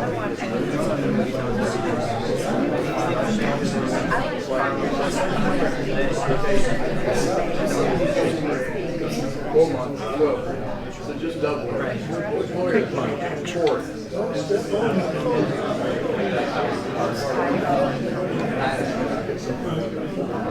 Go back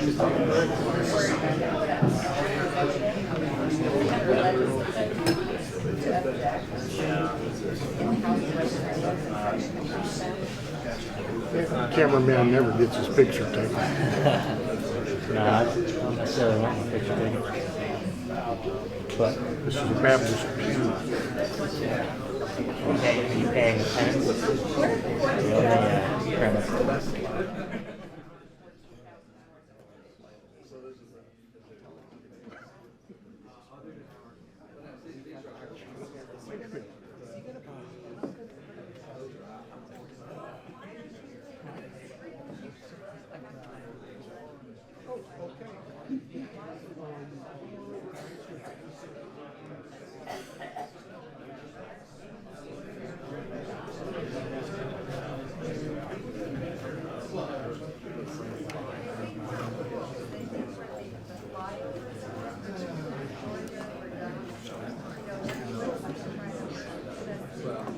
Good that I haven't said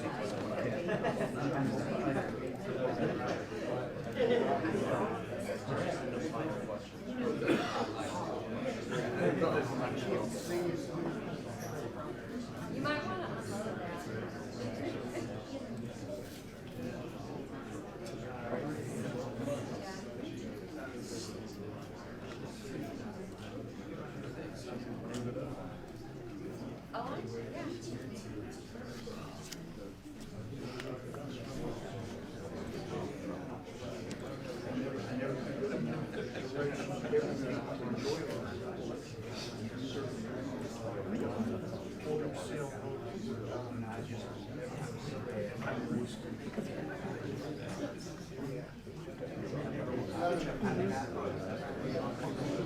Intentionally. Intentionally.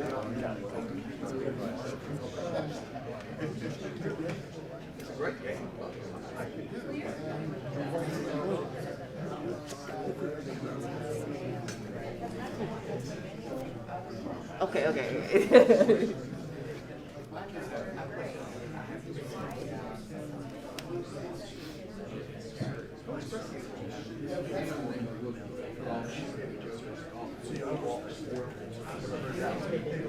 But it does get you outside.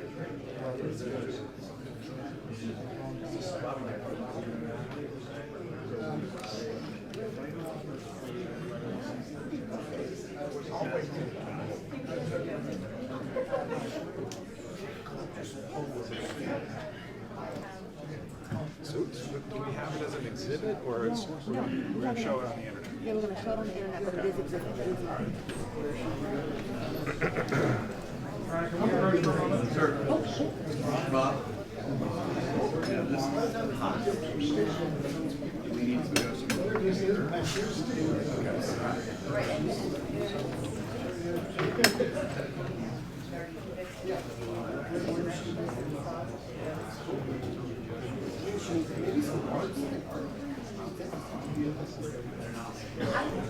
I mean, the same video, the one that we've seen in two different versions. Well, go ahead. Okay.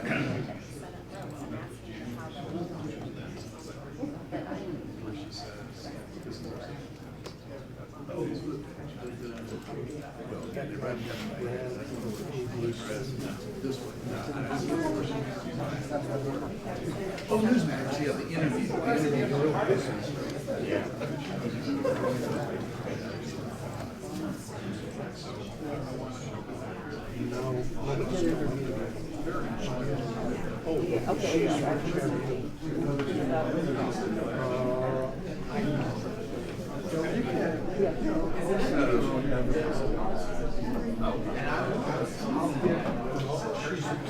Theoretically, you could have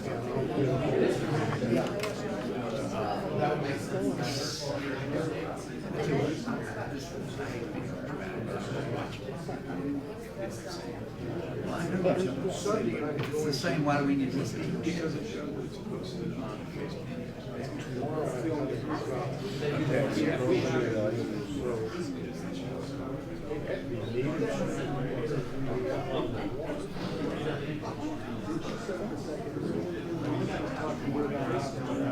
I got her card.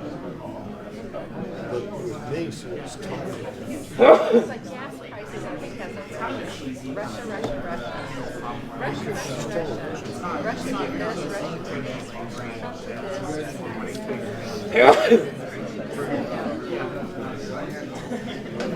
It always seems to go on TV.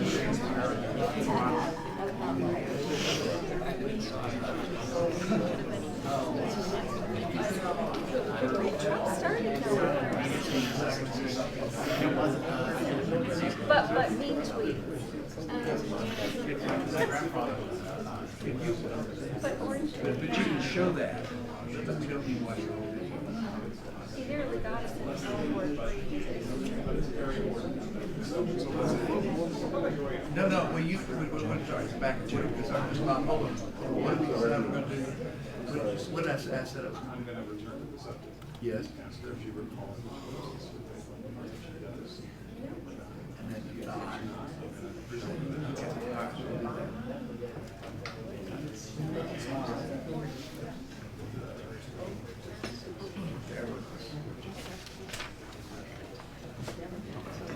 I'll do it.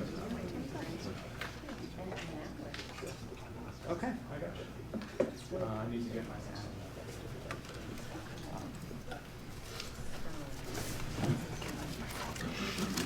Sorry? Yeah, that's good. Thank you.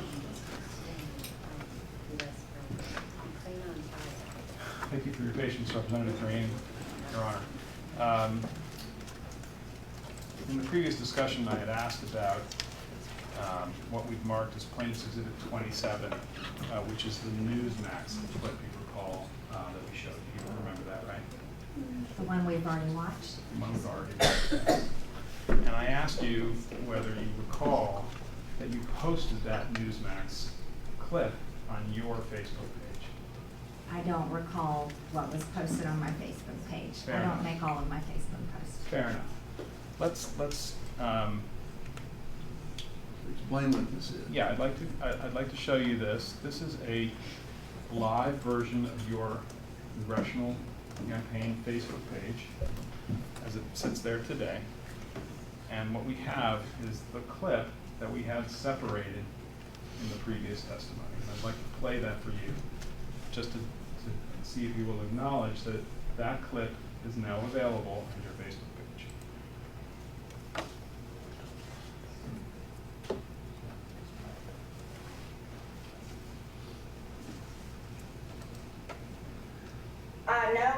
wasn't actually planned, but President Trump knows how much I support him. He knows how much I support our district, Georgia's 14th district. And so I was happy to go up there and encourage our voters to get out and vote. We can't allow our two Republican senators lose their seats to two radical socialist Democrats. So I was excited to get up there and also cheer on Senator Kelly Loeffler for announcing last night that she'll be objecting to this fraudulent stolen election tomorrow on January 6th. And I'm very excited that both of us women representing Georgians will be fighting for President Trump and fighting for the integrity of our elections tomorrow. What is your plan tomorrow? How do you plan to handle what could possibly go down in this joint session of Congress tomorrow? What are you prepared for? Well, you know, I'll echo the words of many of my colleagues as we were just meeting together in our GOP conference meeting this morning. This is our 1776 moment. Ms. Greene, that's up on your Facebook page today, right? If that's there, then yes, it's on there. Right, and that's been posted since January 5th, 2021, correct? I didn't post it, but if that's when it was posted, then that's when it was posted. And things that are posted on your Facebook page are posted with your authorization and permission, right? I do not view things that are posted before they're posted. That wasn't my question. My question was, if it was posted on your page, that's something that you authorized and permitted, whether you viewed it in advance or not. I think if I'm authorizing, I would view it in advance before it's posted. Well, no one put that up on your Facebook page without authorization from you in some sense, right? I don't recall authorizing, but you have to understand, as a member of Congress, we have staff and many people that post interviews and so forth on our social media for us. If we could make it a little bit larger, if you look in the top right, you'll see there's a message, Ms. Greene. We can make that larger. January 5th, 2021. That's a comment that you posted on your own Facebook page. This is our 1776 moment, right? That is my campaign Facebook page. Right. And that was posted up, as it says, on January 5th, 2021, correct? That's what it says. Okay. I'll ask about a couple of other things.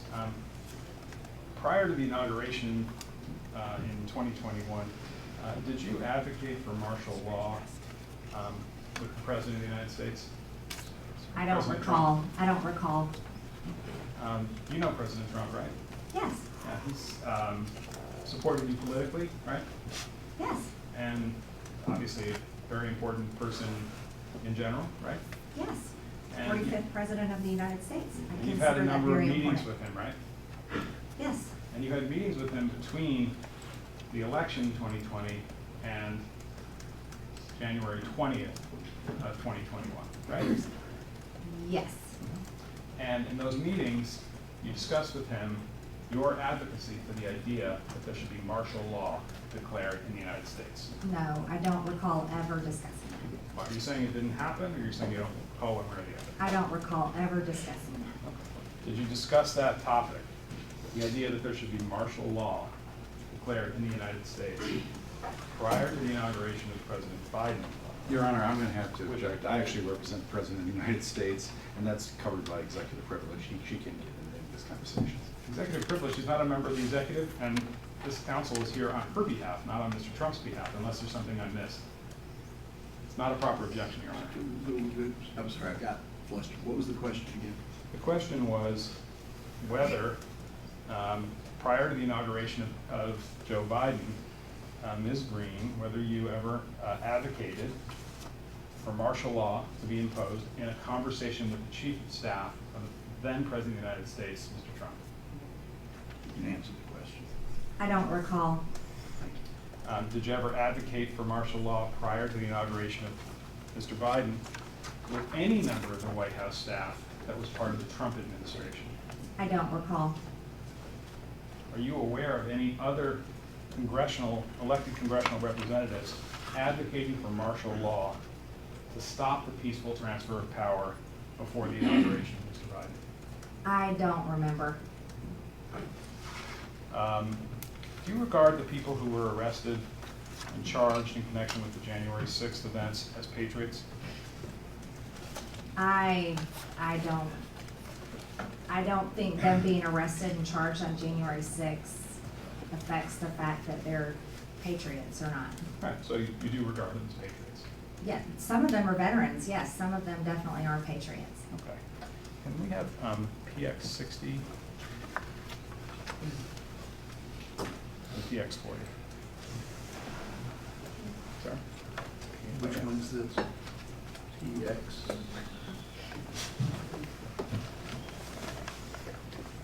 Um, 60?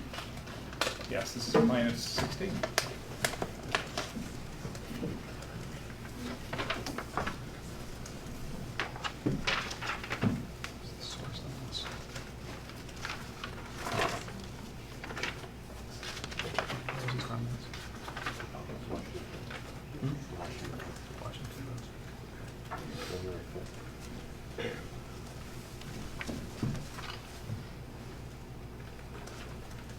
Ms. Greene, I've placed in front of you what we've marked as Petitioner's Exhibit 60, which is a story that appeared in the Washington Post on January 5th, 2021. Did you read that story in the Washington Post? I don't think I've read this one. Do you recall hearing that prior to January 6th, did you recall hearing that the Washington Post was reporting that there were concerns that there were going to be violence, and there was going to be violence in Washington on January 6th? I had not heard that. I heard no threats of violence that I remember at all for January 6th. Can we also look at PX 40?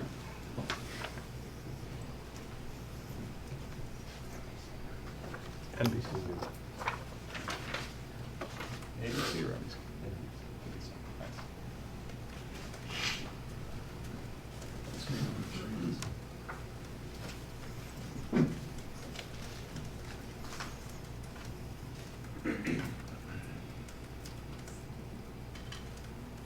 Screen, I've placed before you a January 5th, 2021 article entitled "Violent Threats Ripple Through Far-Right Internet Forums Ahead of Protest." This is an article that appeared in NBC News on the 5th. Do you recall reading that NBC was reporting that there were violent threats that were expected to occur on January 6th, and that they reported that on the 5th of January? Sir, we were really busy just preparing to object on the 6th. I don't recall that news report. Have you read this news report before? Not until you placed it in my hand. Okay, probably didn't have much time to read it. No. Let me consult for 1 minute.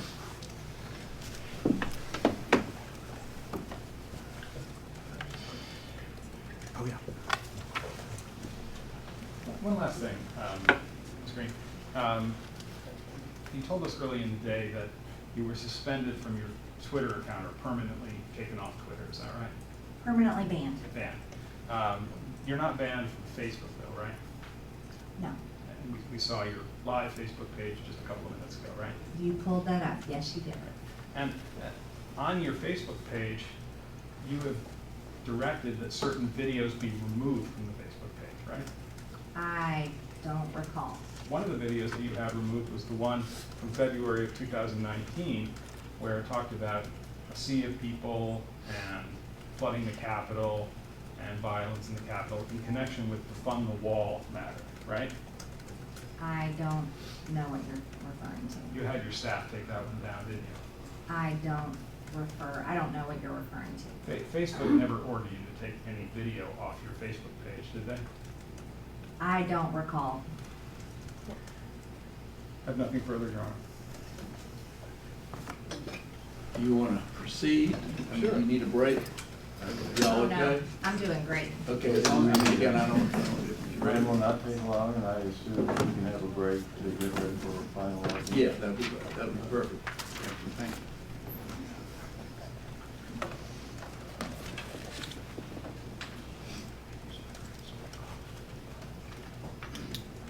Representative Greene, I want to take you back to January 6th.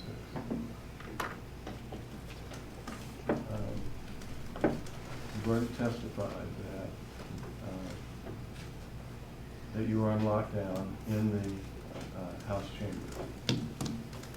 And I'm sorry. I just need Mr. Bond to speak up a little bit. Oh, you need to I'm having speak, a hard time. sorry. Thank you. you've already testified that you were on lockdown in the House chambers. Yes. And did you have an opportunity to do a video? Yes. And a tweet accompanying that video? Yes. And about what time did that occur on January 6th? I believe it was around 2:30 in the afternoon. And where were you when the video was, when you took the video? I was inside the House chamber and we had gone on lockdown, and it was after I had learned that there had been some violence outside the Capitol and someone had been shot, and there was just people, we were only told there were people inside the Capitol, and I got very concerned because at that time I was confused. I was so confused, I was shocked. I'd never been in anything violent before, any kind of situation like that, and I was really scared. And I went inside the cloakroom, inside the House chamber in the Republican cloakroom, into one of the phone booths where you can go to make a phone call or anything. I went inside there and I made a video telling people to be peaceful, not to be violent, and just giving out a message. And I tweeted that video from the Republican cloakroom. Did you know at that time who was attacking the Capitol? No, I didn't know. There was people were saying different things. We mostly thought that it was Antifa dressed up as Trump supporters. That was the first thing we were told. We had no idea. I was in the cloakroom, couldn't see the news. I just knew that we were on lockdown, and they said, by that point, they said, you cannot leave, you have to stay in here. I'll show you what's marked as R1, is the tweet. And I don't know, I think we just have the video on electronically. This has already been admitted. Yeah. All right.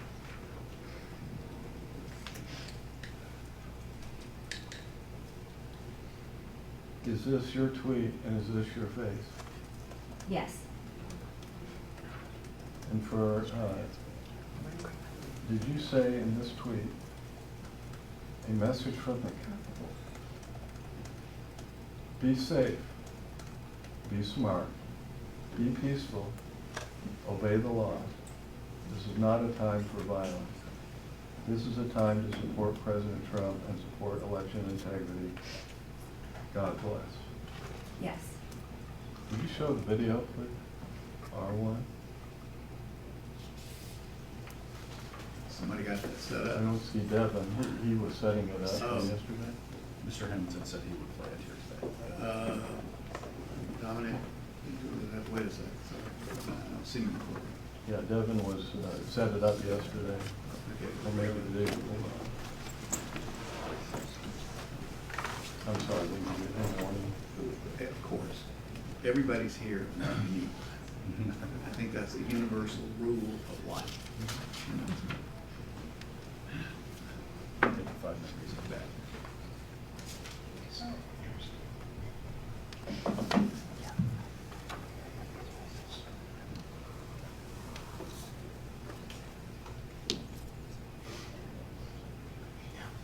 We had a thumb drive delivered, yesterday. They did. I know, I apologize.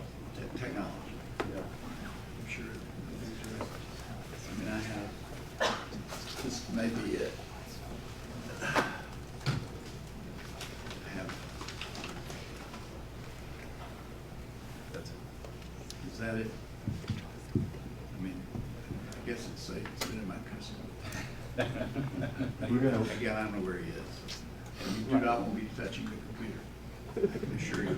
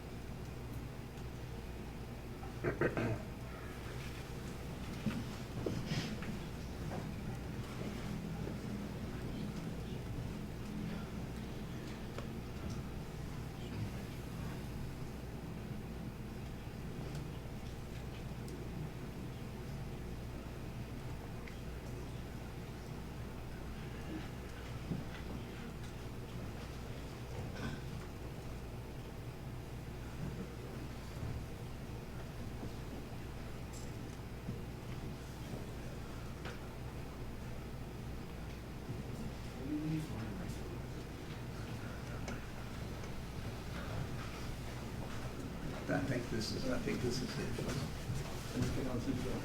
you need us to go on recess so we can set it up? We can break. Well, we'll take 5 minutes. I mean, you know, people are not gonna leave and come back in 5 minutes. It's gonna take a minute to set it up. Sorry. Okay. I thought it was all right. It's all right. It's there my laptop. Or we can play it from here, whichever. Can you go grab a laptop? Yeah, it's good to be on It needs to be on that screen. No, we don't, no. Okay, so it needs to, their laptop needs to be disconnected from that? Right. Yeah, so we just need to disconnect it from the display.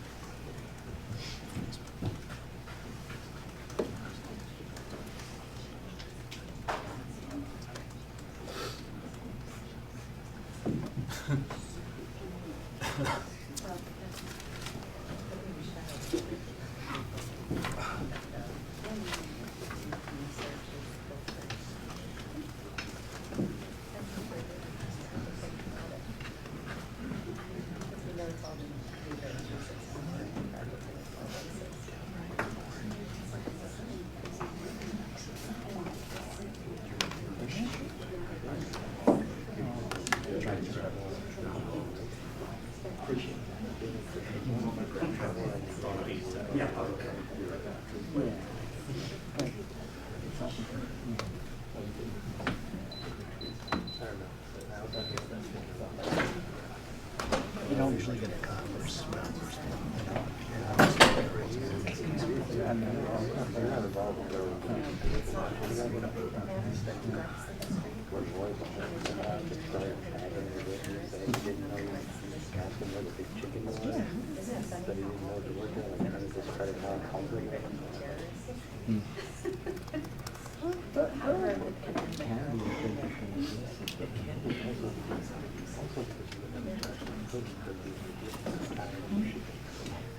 Stop it.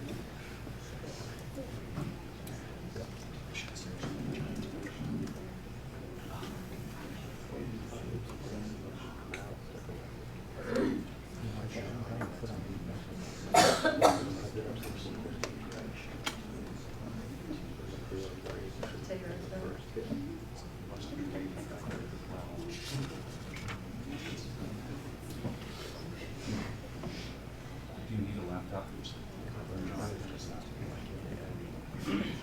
No.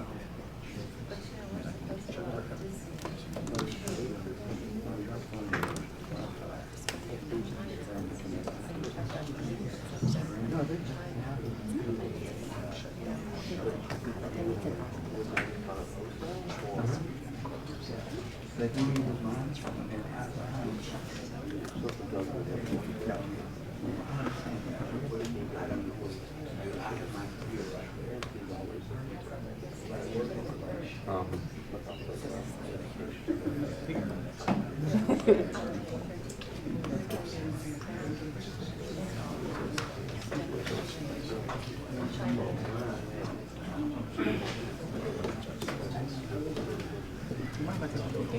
Oh, right there. Yes. If you want to use my laptop. Well, again, listen, you told me, you know, I'd like here's the magic box. You want it, you want that magic box, put it in the magic box. Oh,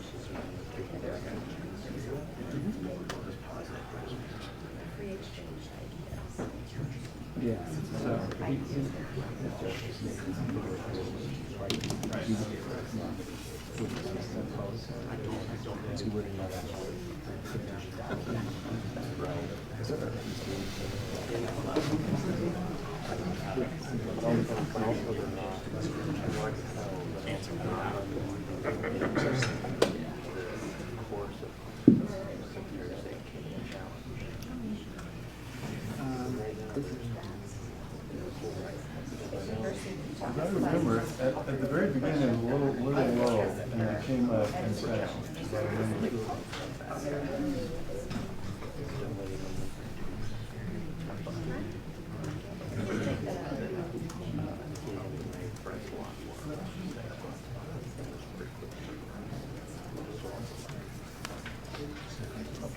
Maybe not.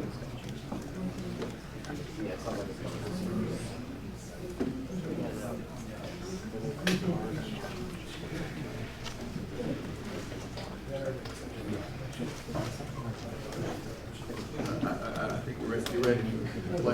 Bob, Is it ready? Yep. Okay. Turn it on. Go. Let's go. I think we're just trying to fix the volume. I actually not here. You'll need to turn that.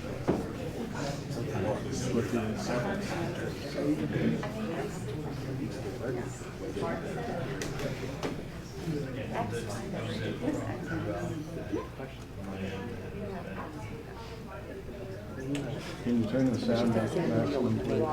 Just letting you know for all the great people, wonderful Americans, Quiet in the for courtroom. President Trump, that are here in Washington D.C. today. Today is a time to support your president, and just know. You start up, yeah.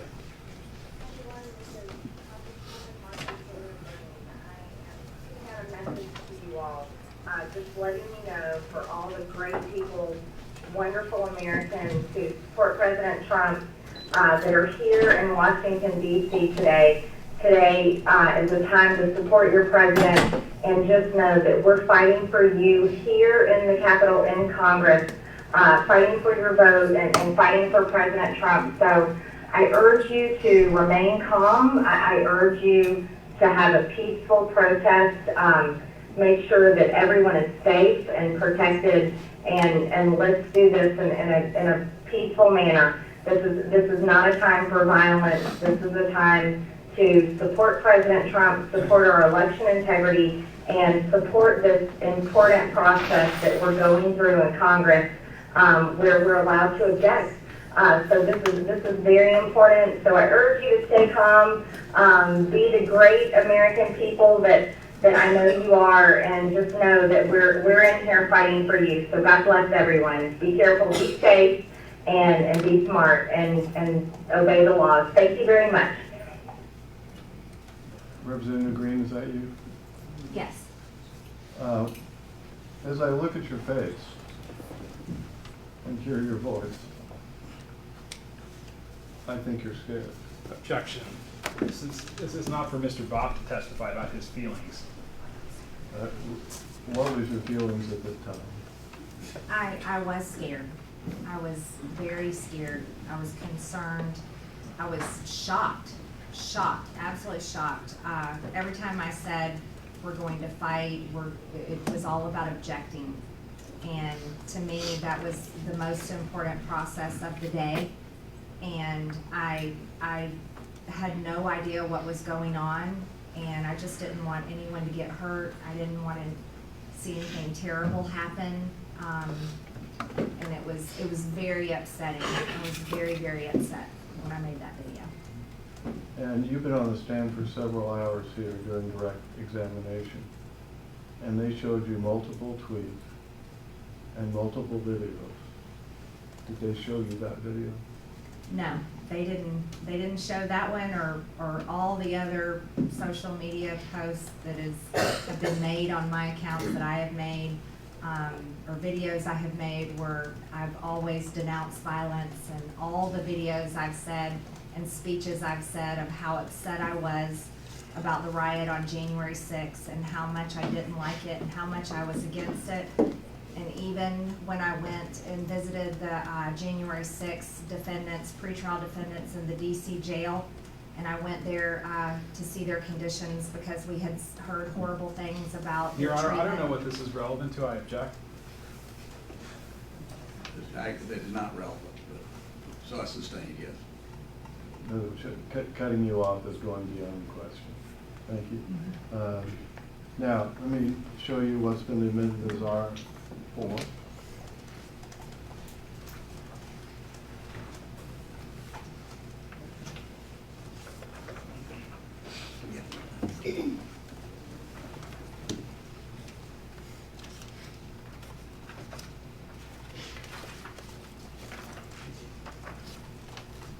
Now, this is a transcript of the video that's been admitted into evidence. And I want you to turn to page 2. And did you say these words? So I urge you to remain calm. I urge you to have a peaceful protest. Make sure everyone is safe and protected. And let's do this in a peaceful manner. This is not a time for violence. This is a time to support President Trump, support our election integrity, and support our important process that we're going through in Congress, where we're allowed to object. So this is very important, so I urge you to stay calm. Be the great American people that I know you are, and just know that we're in here fighting for you. So God bless, be careful, be safe, and be smart, and obey the law. Thank you. Yes.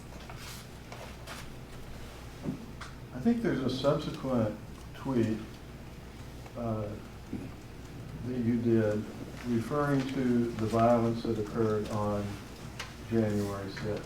And it's P1P. And I'm actually not certain whether that has been admitted or not admitted. P1P.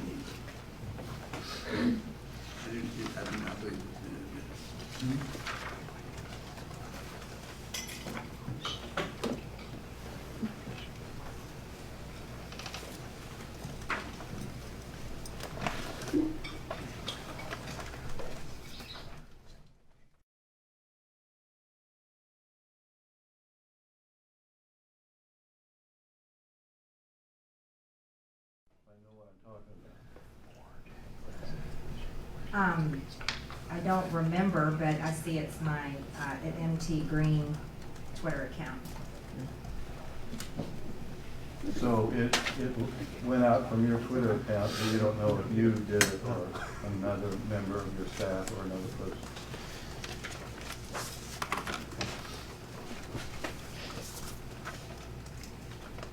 I can't recall exactly, but I think I tweeted this one. Now, this says, and this is what the date is, January 12th, is that correct? Yes. This tweet says, I proudly stand with Representative Mo Brooks and everything in his statement, which you link to later on. The unhinged left is out of control, and their disgusting witch hunt is full of hypocrisy. Democrats are on record for support of violence all year. We did not plan, cause, and denounce, and that's capital letters, denounce the January 6th attack. I defend my honor and reputation. So was that the message sent out on your Twitter account? Yes, it's the same message I've said over and over again about January 6th. Now, FBI Director Christopher Wray testified before Congress soon after the attack. It was before the Senate on March 2nd, 2021. And this is R5, which has been admitted into evidence. And let me show you this.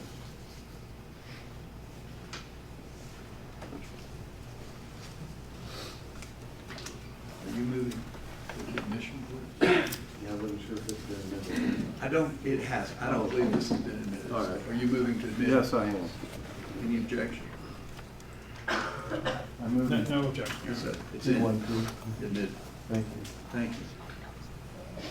Now, when he testified before Congress on March 2nd, of course, you're a member of Congress, right? Yes. And he said, I was appalled, like you, at the violence and destruction that we saw that day. He's referring to January 6th. Yes. I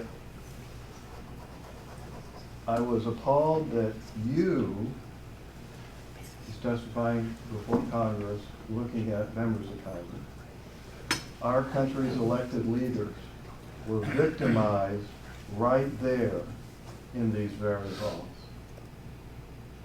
Were you a victim of the attack? Yes, I was. I was in the House chamber when it happened. I had to be evacuated to safety. We were held for hours in a secret location protected by Capitol Police, military members, for hours until they cleared the Capitol. Yes, I was a victim of the riot that day. No further questions? Your Honor, I believe the testimony has opened the door on the issue of text messages that Representative Greene sent on January 6th during the insurrection. And we would call for their immediate production and the ability to have a moment to look at them so that we can examine her on them. I thought the testimony was she did not send any other message. No, she's testified that she sent messages to her children and her family. Those were text messages. Those were not tweets. We did not talk about any text messages. That was the controversy over the admission of the text messages, which we have not referred to at all. Except that Representative Greene referred to it when I asked her if she was in touch with anybody from that day from the floor, and she said she texted her family. You can't open the door. Hold on. Only I could open the door. Well, okay. Let's first of all, do you have any questions other than this? I do, and I'm going to preserve that position, but I'll move I understand. Right. We're going to take a break. It's been a little chaotic for the last few minutes. Representative Greene, you mentioned a number of statements that you made after January 6th where you talked about being upset about the fact that there was violence, right? Yes. Can you point to one press release or tweet or comment on Facebook prior to January 6th where you use the word peacefully and in terms of urging people to behave peacefully at the demonstrations that were expected to occur? I would have to look all through my social media, but I'm sure that it's there. I've always denounced violence. I denounced those Antifa BLM riots all over the country over and over, just like I denounced the January 6th riot over and over. Even you to the recall people that. in jail, I told them that it was wrong. I told them in the DC jail I did not like what they did, but that I'm there because I support their due process rights, which is being violated. Can you point to one video prior to January 6th where you urged people to behave peacefully on January 6th? one time in public, it's on video, where you said those words? I don't have a computer, I don't have my social media. I didn't remember many of the social media posts that you pulled up and interviews. I was interested that you answered some questions about FBI Director Wray's testimony in Congress. Do you believe the FBI was behind the January 6th violence at the Capitol? I don't know. I certainly think there's a lot to be investigated. We don't know who Ray Epps is, the scaffolding commander. The Governor Whitmer's plot certainly leads to questions about things that happened on January 6th. I think there's a lot of investigations that need to happen. You've referred to January 6th as a Fedsurrection, right? I'm not sure. Okay. Nothing further. Okay. Anything else, Mr. Bob, before we take our break? No. Anything else? No, sir. Do they rest, or what? Do you rest? No, we have an issue that we want to consult on, but either we're going to put in a video or we're going to move to closing statements, but the video has been admitted, so it's a timing issue that we want to talk about. So you don't need the witness, she's excused. That's right. Thank you. Thank you. Thank you, Representative. You are excused and may step down.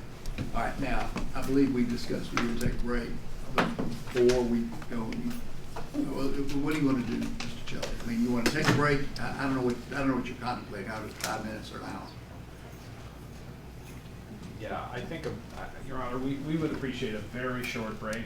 Well, let's take 15 and be back at quarter till. Your Honor, can I ask a question? Are we absolutely dedicated to stopping at 4:30? If we went a little longer than that, would that be? I will have to consult with the real powers.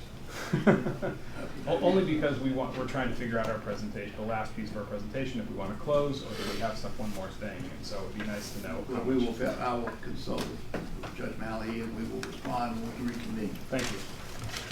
Okay, we're off duty for 15 minutes. Judge Malley, could I please keep your seat? Just a question.